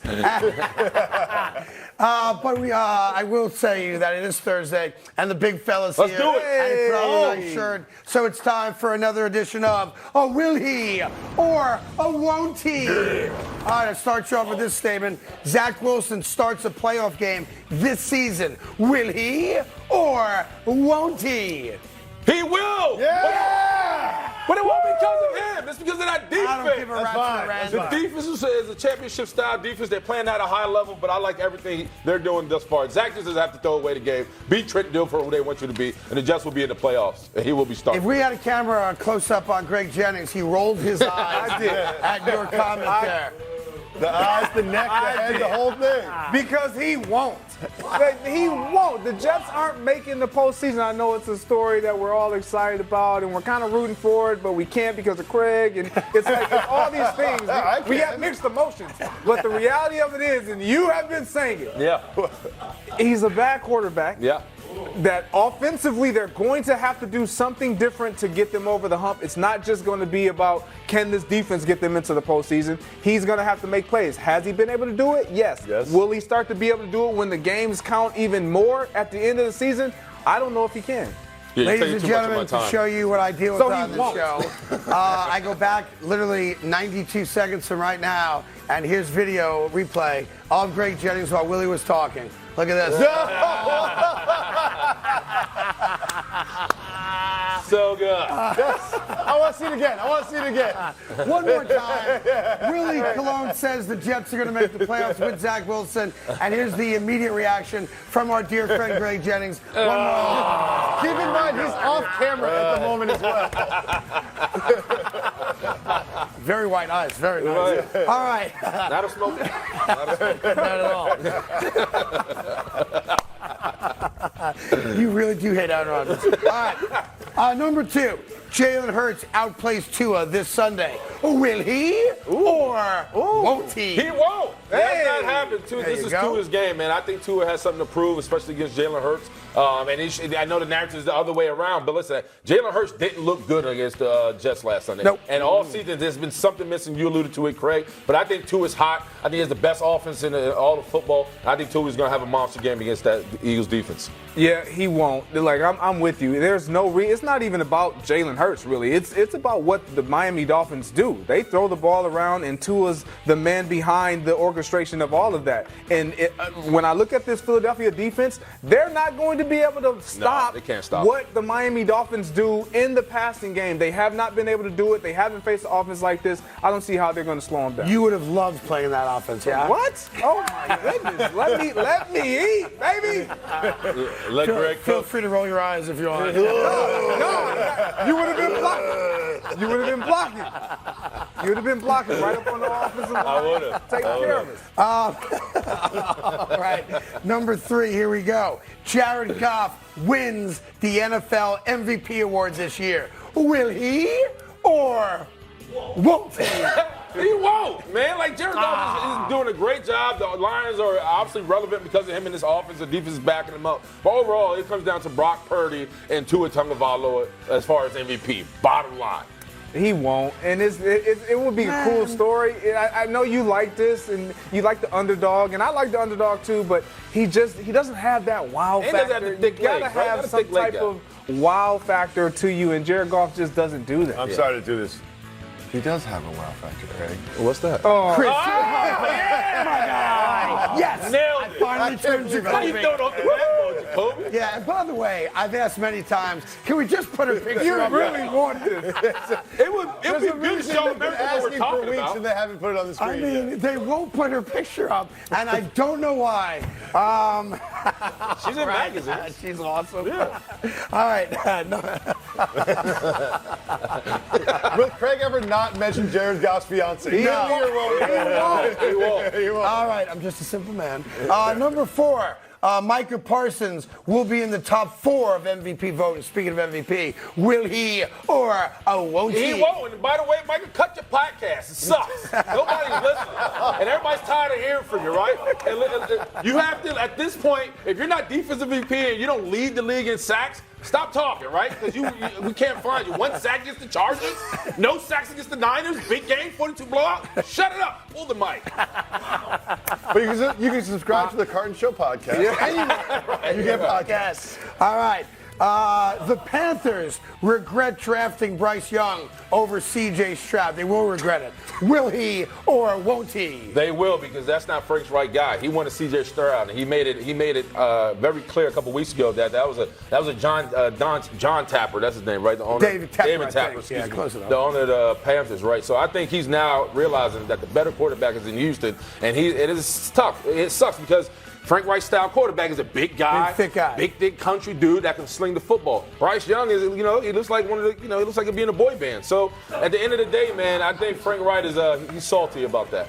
Yeah, he will, man. Look, the proof is in the pudding. Thus far through the season, he just looks like he's a quarterback that's going to thrive in this league. Yeah. He is built for it. You mentioned all the attributes and the statistics and all those things, but I just like what I saw from that Georgia playoff game when we saw him in college. It was like something shifted for him, and he bought me, he sold me, and I'm a Michigan guy. I do not like Ohio State individuals. I don't care where you're from. If you're Ohio State, I don't care for you. But this kid can play the quarterback position. I like him. I knew you were a hating man. I knew it. All right, one more before we take the break and get ready for Adam Silver to join us live in studio.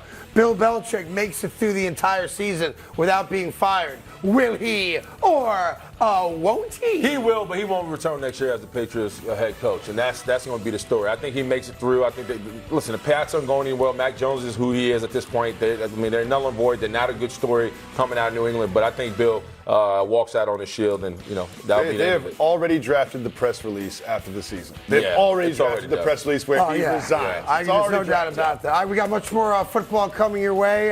Some questions about Tua, whether or not he's a system quarterback. Mike McDaniel spoke about that. And a quick reminder, we're about 25 minutes away from NBA Commissioner Adam Silver joining us live in studio to get ready for the 2023-24 NBA season. Before we go to break, I give you the highlight of the last segment, the competing eye rolls.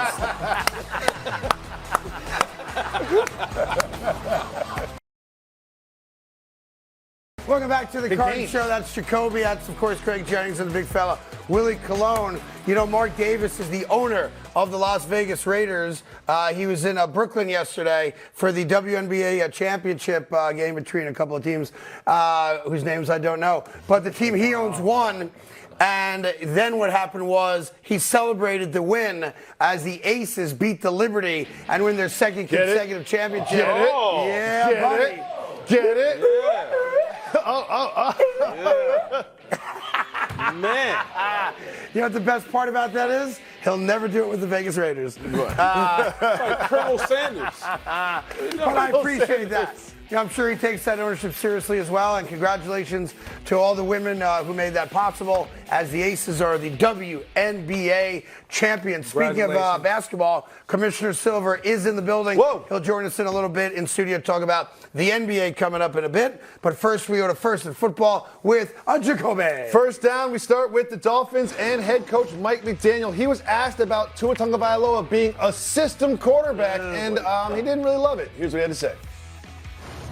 My answer to that would be, who the F cares? Because it is a team. We're working together, and I know one thing. I've coached stuff a long time. I haven't seen people do what our guys do. Mike McDaniel wins games on Sunday, wins every press conference as well. Yeah. And I will say this, there was some doubt about Tua going into the season. Has he proved all the doubters wrong? Yeah, 100%. And by the way, the only doubt wasn't about his ability. It was about concussions and being able to stay healthy and on the field. And to be fair, that's been the thing about him throughout college as well. Can he stay on the field? And thus far, a month and a half into the season, he has protected himself. He has stayed on the field, and he hasn't gotten hurt. And the numbers speak for themselves. He's number one in every single category a quarterback can be in. And I agree with Mike. And one of the reasons, like you say, he wins every press conference is that he doesn't give you the stock, cliche answer. He gives you an answer. Right? You may not like the answer, but he doesn't sugarfoot or foot around what the answer is. And I think every year there's this new kind of cliche or a term that we come up with that becomes all the rage. And this year it happens to be system quarterback. I'm not even sure what it means, because all I know is that you got to go on the field, make the right read, throw the ball in the right place, and give your guy a chance to get it. I'm not sure what system he's talking about when it comes to a quarterback's ability to read a defense and throw the ball to the right guy. I'm with Mike. It's bogus, right? Tua is a great quarterback playing with great guys around him, but as I say on the show all the time, every single quarterback that we would agree are in the top 5 have great weapons around them. There's not a single quarterback in the NFL that we would call great or elite that doesn't have great talent around him. Yeah, I thought it was a little bit of a missed opportunity for Mike McDaniel to kind of praise to it, too, to tell the world why he's the best for that position, for that offense. And we didn't get that. And I also felt like at the end of the day,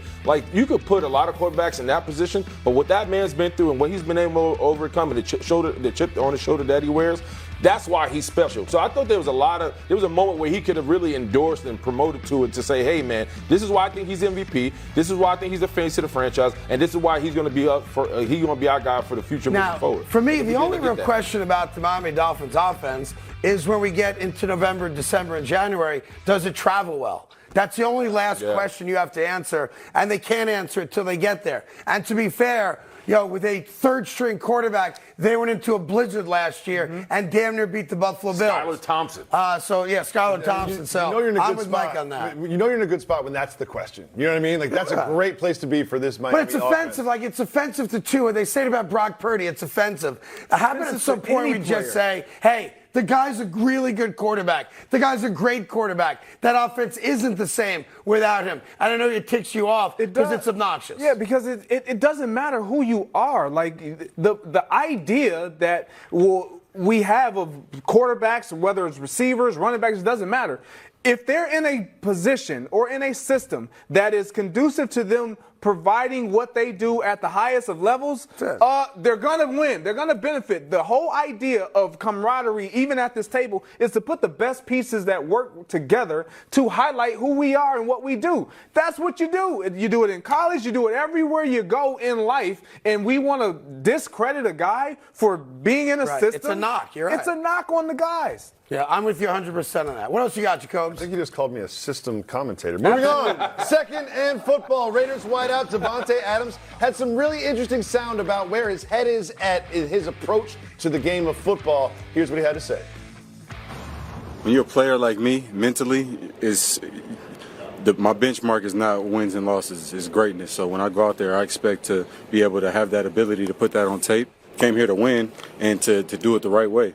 So if it don't look like it's supposed to look, then, I'm going to be frustrated if I'm not a part of that plan.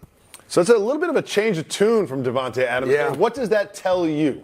Well, he wants out of Vegas is what it tells me, and he's very frustrated there because all we've ever known about Davante Adams is that he's a team-first guy. And this is the first time I've ever heard him speak to the fact that now he just wants his numbers, and it's not about winning anymore. And he went there to win. They can't win. So if we're not going to win, I better get 15 targets in, 12 catches, 100-plus yards every single game, or I'm going to be a real problem for you guys as we get closer and closer to the trade deadline and beyond. Look, I actually feel for him. I will always take the player side in the NFL because contracts aren't guaranteed, money's rarely guaranteed, and teams will cut you in a second. He went there under the pretense of, I'm going to end my career with maybe not the greatest quarterback to ever played, but a top 10 quarterback, in my opinion, and his best friend in Derek Carr. And in week 13, the Raiders said, yeah, guess what? We changed our mind. Derek Carr's not going to be the quarterback of this team anymore. So I'd be ticked off too.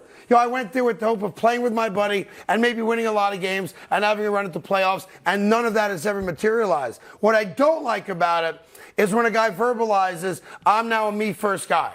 We're not going to win, but as long as I get mine, I'll keep my mouth tight. And my problem with the media in Vegas is that there's an obvious follow-up question that was not asked, and it's this. Davante, I'll give you a choice. Have 1,800 yards and 20 touchdowns, but be 3-14, or be 14-3 and you get 2 catches a game. Which would you rather have? And I don't know the answer to that anymore. No, he'll tell you. He would rather have the more catches than the wins. And that's a problem. And that's where he's headed. And on top of that, the biggest problem is there's no chemistry between him and Jimmy G, right? Like, he doesn't pop. Like, Davante Adams normally pops off the screen, no matter where he's at on the field. Right now, the only person that's popping off the offense is Jacoby Myers for them, right? And you talk about Josh Jacobs at times. Where is Davante Adams in this offense? We've seen him on prime time multiple times. Yeah, he's being bracketed and double teamed, but still, this is a guy who he pops the tops off coverage, who beats double teams. He's not getting the separation he used to. And I know he's a little ding with the ankle, but overall, he's non-existent in this offense. So if you're going to suck, to your point, Craig, then you got to feed me. Let me feel like I'm a difference maker, and he's not right now. That's the problem. There's a couple things that I have in parallels to Davante Adams. I was in Green Bay. I know the mindset and the approach there. It's championships or bust. Like, that's just the mental approach of everybody that walks through that building, that steps onto that football field. So he's going from that to then the Raiders, where it's like the goal is we got to beat the Chiefs. That is not where he is from a mental standpoint. I get it. He's about winning championships, and I know he didn't do it in Green Bay, but that's the expectation. Sure. That's the standard. And so for him, now he's starting to go through this struggle of, I am good enough mentally and physically to produce a lot more, even though we've won 2 straight games. So if I am the Buffalo Bills, and I see Davante Adams yelling like this and complaining and kind of like creating this divide between he and the Las Vegas Raiders. Yeah. I know my window is closing. I try to go get this guy. I agree. Because if I'm the Buffalo Bills, I know the struggle has been when we get to the postseason, everybody keys on Stephon Diggs. You're a Buffalo Bill fan. They key on Stephon Diggs. All the pressure is on Josh Allen to try to find him another guy.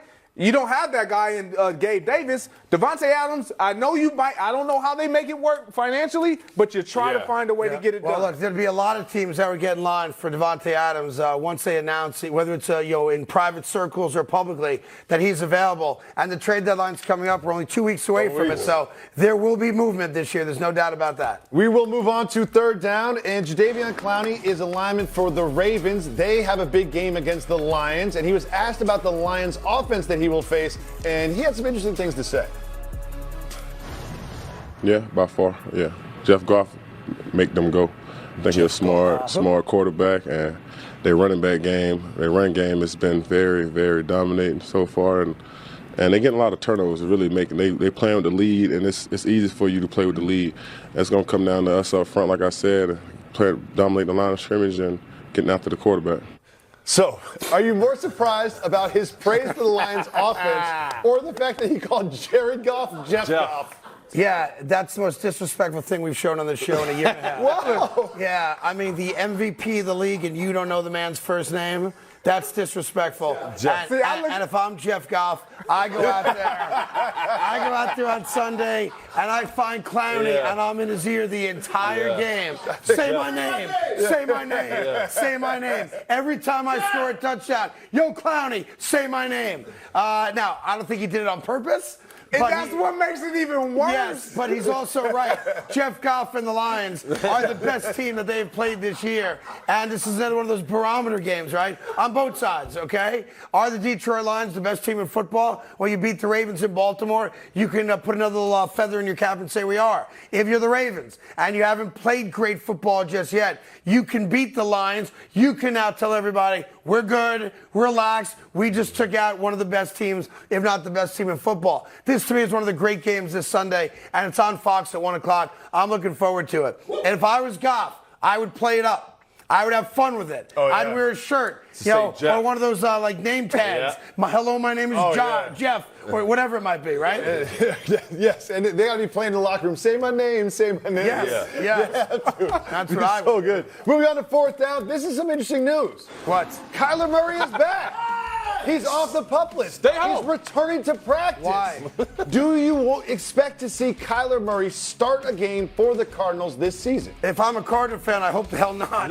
No, look, they're not a great football team, but you'll give the kid, Dobbs, right, credit? Josh Dobbs, who came in, really wasn't even with the team a week before the season started, and has played competent football. Nothing more than that, but competent football. And if I'm a Cardinal fan, I want Kyler Murray 1,000 yards away from my franchise because he's a problem for my franchise. He's not the answer. He's not a franchise quarterback, and he has set my franchise back a decade. So on a personal level, I'm glad he's well. I'm glad he's back on the field. I can start playing the sport he loves. But as an NFL fan, I want no part of Kyler Murray. Yeah, I'm 100% with you. And listen, it's not personal against Kyler Murray, but we look at the Arizona Cardinals different under Josh Dobbs as a respectable unit, right? Because of the teams they've played. They don't win, but they're scrappy. They knuckled up against the Niners. They played the Giants tough. They lost that one. But overall, man, Kyler, when he's in the uniform for the Arizona Cardinals, it seems like there's mayhem. And I don't know what it is, but it just don't seem like there's positive things coming out of Arizona. Because there's no accountability. Maybe that too. With himself, and I think that's the difference. If there's a couple of things you can take, and I know this sounds crazy, but you can take losing if there's accountability and there's a sense of camaraderie within the guys, and we're still going to work, we're still going to compete. Figure it out. I got you. You can't take losing and the guy who you expect to be the leader and the guy you hope to pull the guys together is the one that's kind of pointing the finger at everybody else. You can't do that. Yeah, listen, I'm done talking about Kyler Murray for the year. But I tell you what I'm not done talking about. Jeff. The commissioner of the NBA. You might want to call him Jeff Silver, but I call him Adam Silver. And he's in studio with us right after this break on FS1. Let's go. Very happy to have in studio with us the commissioner of the NBA. That's right, Mr. Adam Silver. Good to have you here. Always appreciate you coming on by. That's Willie Colon. That's David Jacoby, of course. Yeah. All right, we're about a week or so away. October 24th, the doubleheader, as the NBA season gets underway, and lots to talk about. No particular order. One of the big changes you guys made coming into this year was the minimum amount of games a guy has to play. Your answer, I guess, to load management, to make sure the stars are playing. 65 games is the minimum a player has to play to be eligible for a lot of the postseason awards, which also come with bonuses and much bigger contracts. My question for you is, one, are you concerned at all that the great players of the game that do need load management will now say, all right, great, I'm only going to play 65 games? And how do we protect the fans that go to games when there's a great team or a great player coming in, and that's the one game they go to, and the only chance they have to see a player, that might be the day the player takes off? So I am concerned that the 65 games will be viewed as the expectation rather than the lowest threshold for winning awards. And where we came up with 65 through negotiations with the Players Association, that includes injuries, and that includes potentially, longer-term injuries over the course of a season. On the other hand, you've heard Joe Dumars, our head of basketball operations out there saying the expectation is that players who are healthy will actually play 82 games. So the 65 number is more of a fail-safe in terms of incentive that a guy was really going to sit out, again, having nothing to do with injuries, that he wouldn't be eligible. But we're trying to reset this year. We're trying to say, and this goes to those fans, whether in the arena or frankly people watching on TV or whatever device, that the expectation in this league now is that we are an 82-game season, and if you're healthy, you'll play. Do you think this brand new midseason tournament plays into that? I love it because you're taking what might be a random Friday night game against a team that maybe isn't as good, and all of a sudden there's now extra meaning to that regular season game. And I think some fans might be confused by what it is. We're taking regular season games and kind of putting them under the umbrella of a tournament, and the guys are incentivized financially, to win that midseason tournament. But in your guys' minds, as you came up with it, is that partially an answer to we're going to get guys to play more because these games now mean more? Precisely. So, in fact, we were talking about Abu Dhabi earlier, where we preseason with Tim Hardaway. Tim Hardaway was riding camels. Right. No, but Tim and I were talking about Luka Doncic when we were there. And it was interesting when you talk to the international players, and Luka's a great example, born in Slovenia, played in Spain, where in Europe there's a tradition. It largely comes from soccer, where they have these in-season cups. And that's really where the concept came from. And even though the ultimate goal in European soccer, of course, is to win the championship, the guys care a lot about these cups. They care about it for pride, they care about it for tradition, they care about them financially. So the thought was in the NBA we could take a page from European soccer and add this cup format. So to your point, it's games that, with the exception of the very last game, the final game, that would be the 83rd game. With the exception of all the other games, they're games they would be playing anyway. But they're going to come out wearing a different uniform with a different floor, try to create some excitement about it, create incentives for them to do it. And I think it will change the dynamic. I think guys, particularly, it's going to start with the international players who grew up around these kinds of cups. But in talking to Chris Paul, LeBron, Kevin Durant, some of the, our vets who've been around for a while, they're like, all right, I get it. I understand what's supposed to happen here. Sure. It's not the Larry O'Brien trophy, but I'd like to be the first one to win the NBA Cup. So I'm looking forward to it. And also, it matters too, the quarterfinals, the semifinals and the finals will be in Las Vegas. I think there's some excitement around that, about the teams going there, all the energy around it. Well, you're creating another event. Exactly. A big event, and fans, we love big events. So you're giving us a game that, in the middle of the winter might not be a game that we care as much about. But I, as a Knicks fan, if I know that this midseason tournament is having a championship game, and I might not have any interest in the two teams playing, now I do, because I know they're playing for something, meaning I'm going to get great level basketball. Yeah, and by the way, last time I was on, we were talking about this concept of a midseason tournament. We've shifted slightly since then. It's now the in-season tournament. Because when we went over the calendar and looked for the opportunity, it seemed to make more sense to do this in November and early December rather than in January, February. So hence, in-season tournament. Got it. The same thing happens around this time of year every year, and we start getting excited about the NBA season that's upcoming. But this year, there's more excitement about it, and a lot of that has to do with an 8'6" man who's now playing for the San Antonio Spurs named Victor Wembanyama, and I think he's 9'4". I want to get his height right. 9'4". But if you look at this highlight from last night, not only can he handle the ball, he put the ball through a defender's legs in transition. When you see something like this, Commissioner Silver, what does it make you feel, and what are realistic expectations for someone like Mr. Wembanyama? Well, first of all, far from me to set expectations. He's the first pick in the draft. He's got plenty of hype around him and very high expectations. But I will say, I think we saw it in the Summer League. I remember you spoke about that.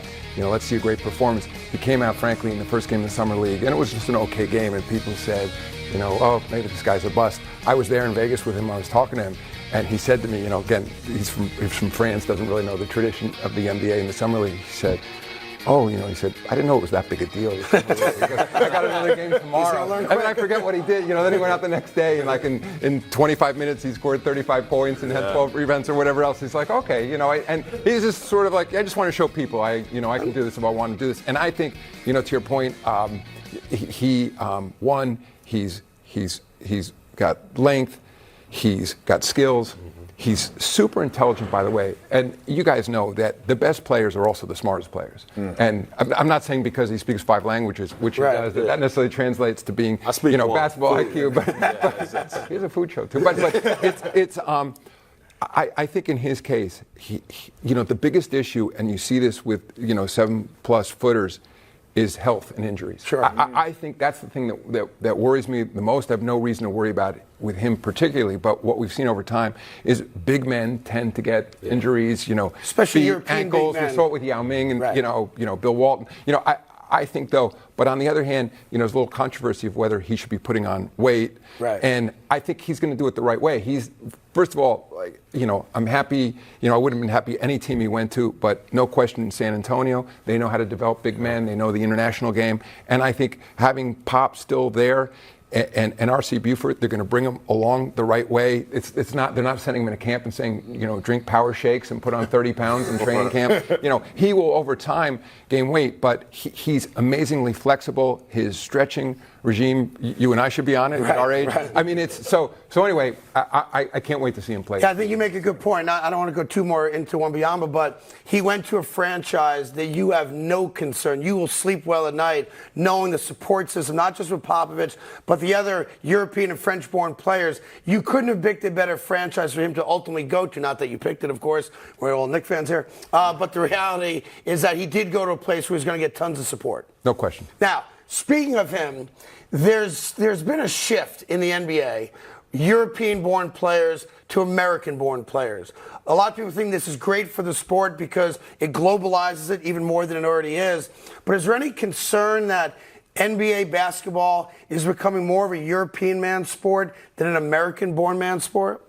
No, and I think, in fact, what we've seen with the European players, they brought a different aspect of the game to the NBA, a more skilled game. I mean, look at Jokic, for example. I mean, the fact these big men can come in and shoot, three-pointers with such skill. Right. I think like there used to be an American big man that was skilled, with the inside game, but they weren't great shooters. They weren't great free throw shooters. I think we've seen a change there.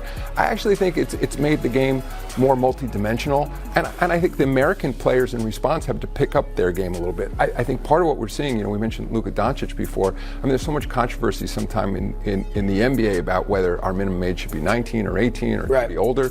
It took the Luka Doncic. I was having this discussion with him, and he said, "Yeah," he goes, "I was a pro at 13." And like that was the expectation. And he left home and he went to Spain. He became part of, Real Madrid's junior program. But those players are brought along, and I still think there's real concern about our system in AAU, where the incentives are. In some cases, in Little League they have a pitch count. Sometimes you see in AAU, and I don't sometimes when I say AAU, people get upset because there's some great AAU programs. So I'm generalizing, but a lot of those youth programs, young kids are playing, in some cases, 6, 7, 8 games a weekend. Yeah. And all of those games become important because that's when, Coach Cal or Coach K or, that's when the Well, the kids are getting burnt out. Yeah, the kids. And the other thing we know now is that they should be playing more different sports using different muscles. And I think so the international players who come up more through a club system, there aren't the same incentives because they're part of that club. There's a junior program there. There's no incentive to have them play multiple games. There's no incentive for them to play when they're injured. So those are some of my bigger concerns. By the way, it's an issue we're addressing with Nike because they have an elite program out there. I just think for the NBA, it's in our interest and the NCAA's interest to do more to be hands-on in youth basketball. I've got an idea for you. I know we're all trying to come up with what the fix is for All-Star Weekend. And you've made some changes, obviously, over the last couple of years. And we all grew up with, the dunk contest and every star's in the three-point. But it does need fixing, right? Yeah. Even the players are saying that's not a real basketball game. Right. Would you consider USA versus the world for the All-Star game? So, yes. And the issue there is if you assume that, let's say, we're moving towards closer to a third of the players in the league born outside the United States, the issue is going to be, it's becoming an all-star is a huge issue for players. It's a huge issue in terms of their legacy and prestige. It's a huge financial issue in terms of their contract. So what we have to figure out is that it would be unfair if half the all-stars came from a pool of a third of the players and the other half came from two-thirds of the players. So what we have to do, it's not going to happen for this season, but we're working through those issues because I agree. I think Ryder Cup style, that would create. I think people would fall in love with it. Talking to Commissioner Silver, Adam Silver, of course, NBA. Guys, will get back in here in 1 second, but just top of my mind. We were talking about James Harden earlier, and obviously you saw it with Dame Lillard, this summer as well. You and I have spoken a lot in the past about players holding teams hostage and demanding trades, and then not just demanding trades, also demanding the destination that they want to go to. I know it's an issue. I know you guys are concerned about it or have been concerned about it.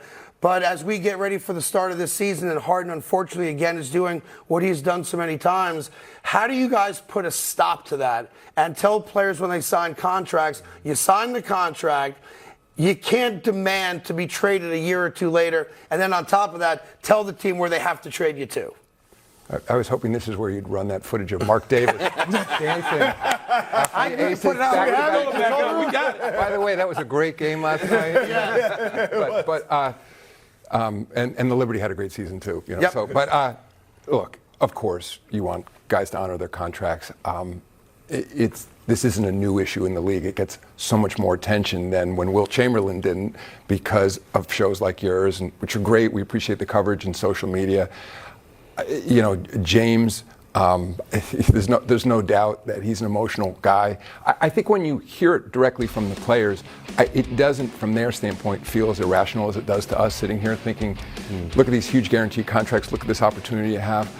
I think, like we saw with Ben Simmons, that at the end of the day, you can't force a guy to play, but also players have to understand, of course, they're not going to get paid if they don't play either.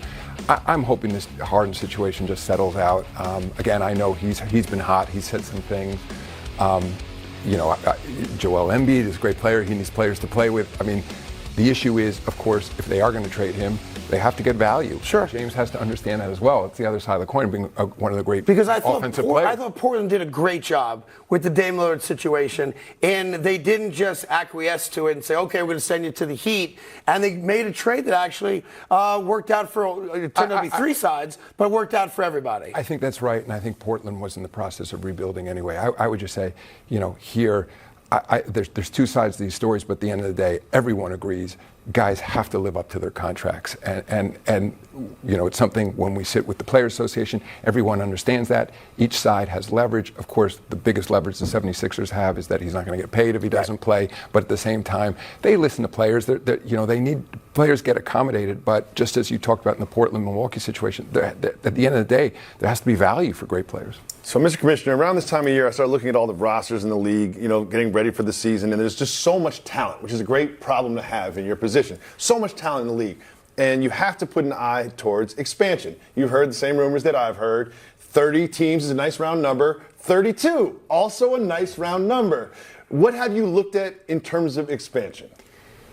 Well, first of all, in terms of talent distributed around the league, so we've had 5 different teams win championships over the last 5 years. First time that happened in 40 years. And of course, we didn't have 30 teams back then. So that's really positive. So we're seeing good signs. And I think also this relates to expansion as well, that I think it's a societal change where if you have Giannis Antetokounmpo, for example, in Milwaukee, not many people are saying, if only he were in Chicago, then he'd be a big star, right? And one great thing when we were talking about Wemby, none of you were saying, San Antonio, he's not going to get as much attention there. We're saying, what a great organization. And in fact, everything's digital. Everybody can watch every game on their phone now, so that works out.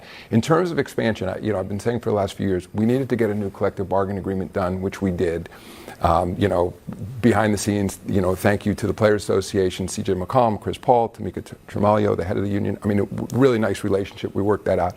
The other thing we need to do is understand what our media deal is going to be going forward. We have 2 years left in our current deal. I mean, we could talk all day about changes in media consumption, what that will mean for ESPN, for TNT, et cetera, and streaming services.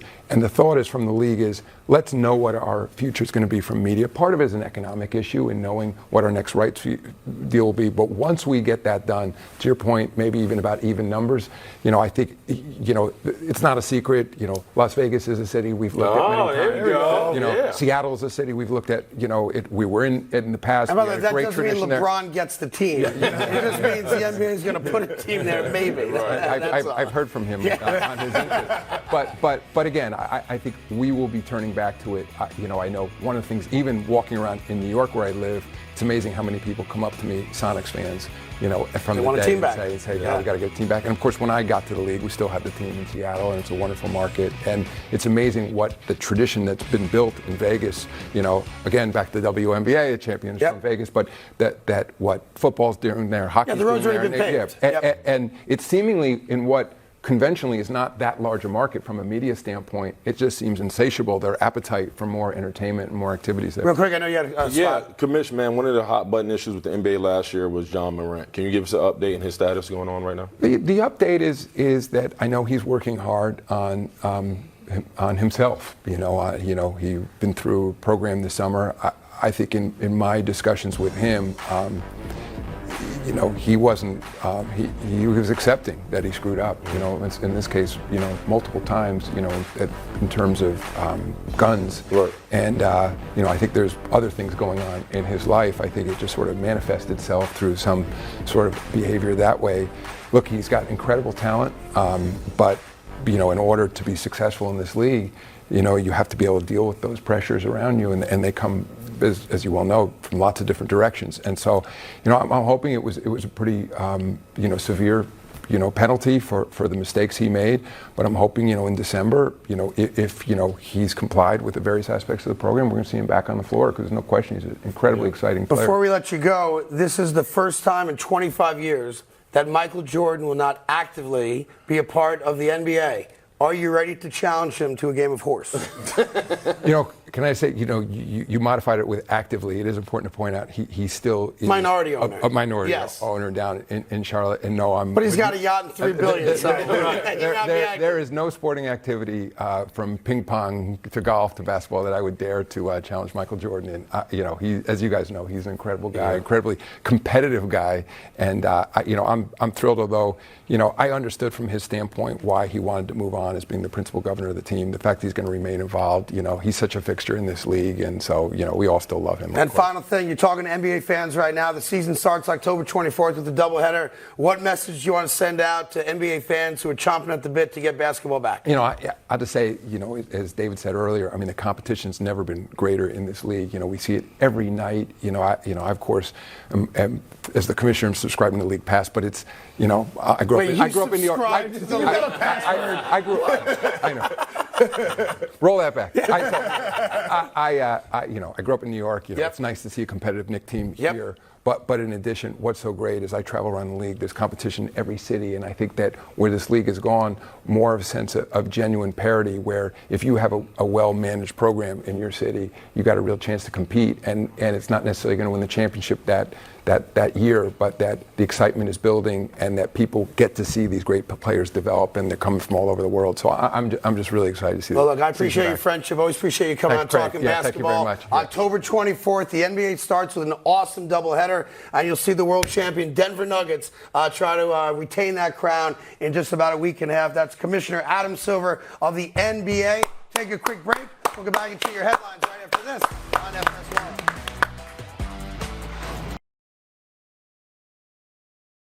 Good morning and welcome back to the Carton Show. We have your headlines for today. I want to thank Commissioner Silver for coming through. We're looking forward to the NBA season. Also looking forward to tonight's sneaky big matchup between the Saints and the Jaguars. The game is in New Orleans. Mr. Carton, simple question for you. If the Jaguars win this game, which I expect them to, are we going to start considering them one of the top teams in the AFC? No, I don't think so. And even though they'd go to 5-2 and they'd be within a game of the best record in the NFL, I just don't think anyone believes in them at that level yet. Are they division winners? Yeah, maybe, possibly. You'll give the Houston Texans a little bit of love because they've surprised a bunch of people. I do think they're going to win the division over Houston, but I do not believe in this team yet because they've given me no reason to believe in them.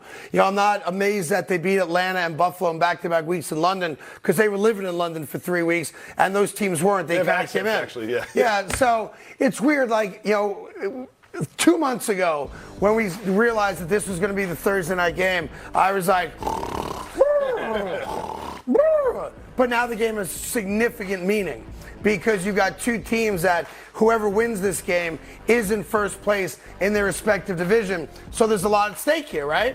New Orleans has not played great football yet, and we've expected them to be better offensively. And now you've got Alvin Kamara coming out, talking smack about the guys in his locker room. You've got the Jaguars, who are supposed to be, the upstart team that might even beat the Kansas City Chiefs this year and go to an AFC Championship game, and they haven't looked right week after week. So this is one of those rare games where I don't know how anybody can come on TV and tell you what their expectation is for tonight's game because neither team has played consistent football week after week after week. So I'm going to watch it because A, it's the NFL, and I got nothing else to do tonight, and B, because the winner lays claim to being within a game, arguably, of first place and the best record in their conference. Yeah, for me, it starts with Trevor Lawrence. You know, this is a guy who started the season talking about he was going to throw for 5,000 yards and this offense was going to be elite. He has yet to do so. He's not even the best quarterback in his own division. It's C.J. Stroud. We got the graphic. We threw it up earlier. Look at it right there. Yeah. CJ got the touchdowns. He's better in turnovers and passes rate. He's better in everything. So Trevor Lawrence, if anything that needs to step up and happen for the Jacksonville Jaguars, that has to be Trevor Lawrence. And we'll see what he looks like tonight. I know he's dealing with a bum knee, but he has to pick his game up. And here's what I do like about Trevor Lawrence. He could very easily sit this game out. His knee is banged up. Everyone knows that. He may not be hobbled, but he's not at 100% when it comes to his ability to get out of the pocket. And what's he doing? He's playing football 100%. Tonight. So Memo told the other, prima donna quarterbacks out there. Mr. Watson. Bless you. It's untight. This is what I like about a quarterback, a guy that shows up to play very much like Joe Burrow. Yeah, look, the reality is we came into the season with expectations for a team that we really haven't had any expectations for in years, all right? And that's the Jacksonville Jaguars, and they haven't really lived up to it, at least like from an optics standpoint. You talk about the offense and what they talked about being, and Calvin Ridley, I thought he was going to be a splash player that comes back on the scene making a lot of noise. That hasn't really come to fruition. You just thought that this team would be a little further along, especially in the Week 2 Kansas City matchup. Their offense didn't show up against a Kansas City team that we felt like they could have taken advantage of. They just haven't done anything that makes us believe that they're the cream of the crop. Yeah, now, I will say this. They're not the cream of the crop. We all agree there's a half dozen AFC teams on the top of my head that I would take over Jacksonville. But here's the rub. When you're the best team in an average division, you get a home playoff game. Fact. And you saw that last year. Even though they had the terrible first half, they came back and obviously beat the Chargers to win a playoff game. That is important. You don't have to be the best team. If you have a home playoff game, you have a really good shot of advancing to the next round of the playoffs. So I want to be careful in saying that the Jaguars are not contenders.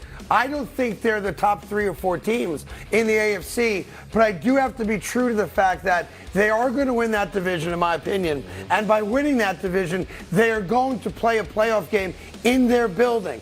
That's a significant advantage over the second-place team, let's say, in the AFC North, who I would say just on paper, whether it's the Ravens or the Bengals or the Browns, are better than Jacksonville, but they got to go to Jacksonville to win a playoff game. There's a huge benefit in winning a division, and I think that does help Jacksonville out when we try to answer that question if they're legitimate contenders. With our second headline, we are going to turn our attention to those Cleveland Browns and their quarterback, Deshaun Watson. We all know the saga. He has a hurt shoulder, didn't play, had a bye week, could play again, didn't play, was cleared by the team's doctors, and now we hear, finally, from Deshaun himself.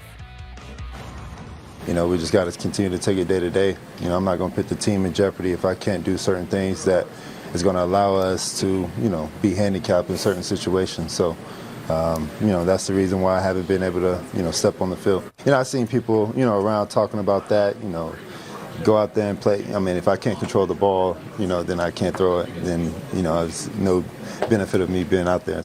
So to be fair, we are those people that say, go out and play. And he says, I can't control the ball. Hearing him say that, does it change your position?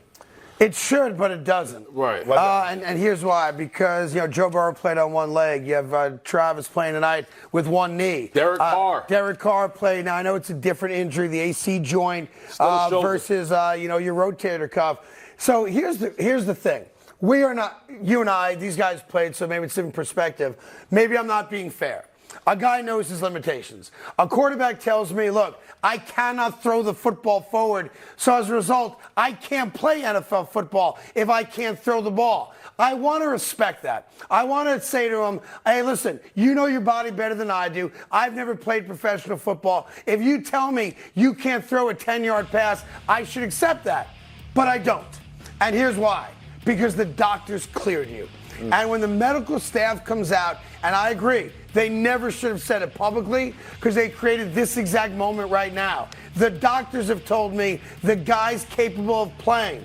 So when the player then tells me I'm not capable of playing, I question his manhood. And that's not fair, right? I question, is he willing to do everything it takes to be a winner and bring Cleveland what they deserve? And that is a playoff appearance this year. I also know a lot of guys in the NFL, you guys included, who had injuries and made the decision, I'm going to play even if it takes a 9-inch needle in my shoulder or my knee or whatever part of my body so that I don't feel the pain associated with the injury.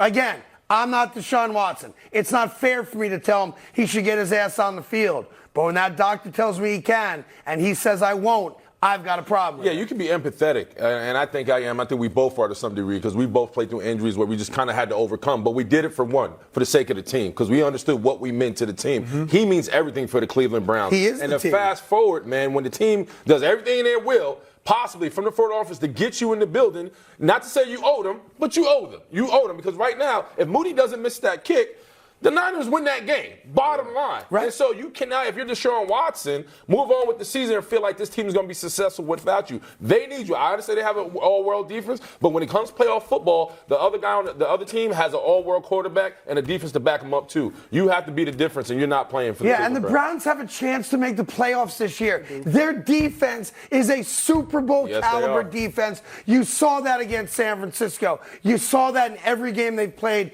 this year. The only thing they're missing is a competent quarterback to score not even 30 points a game, not even 24 points a game. If the Cleveland Browns offense averages 17 points a game, they are going to the playoffs and winning a playoff game. They average 19 points a game.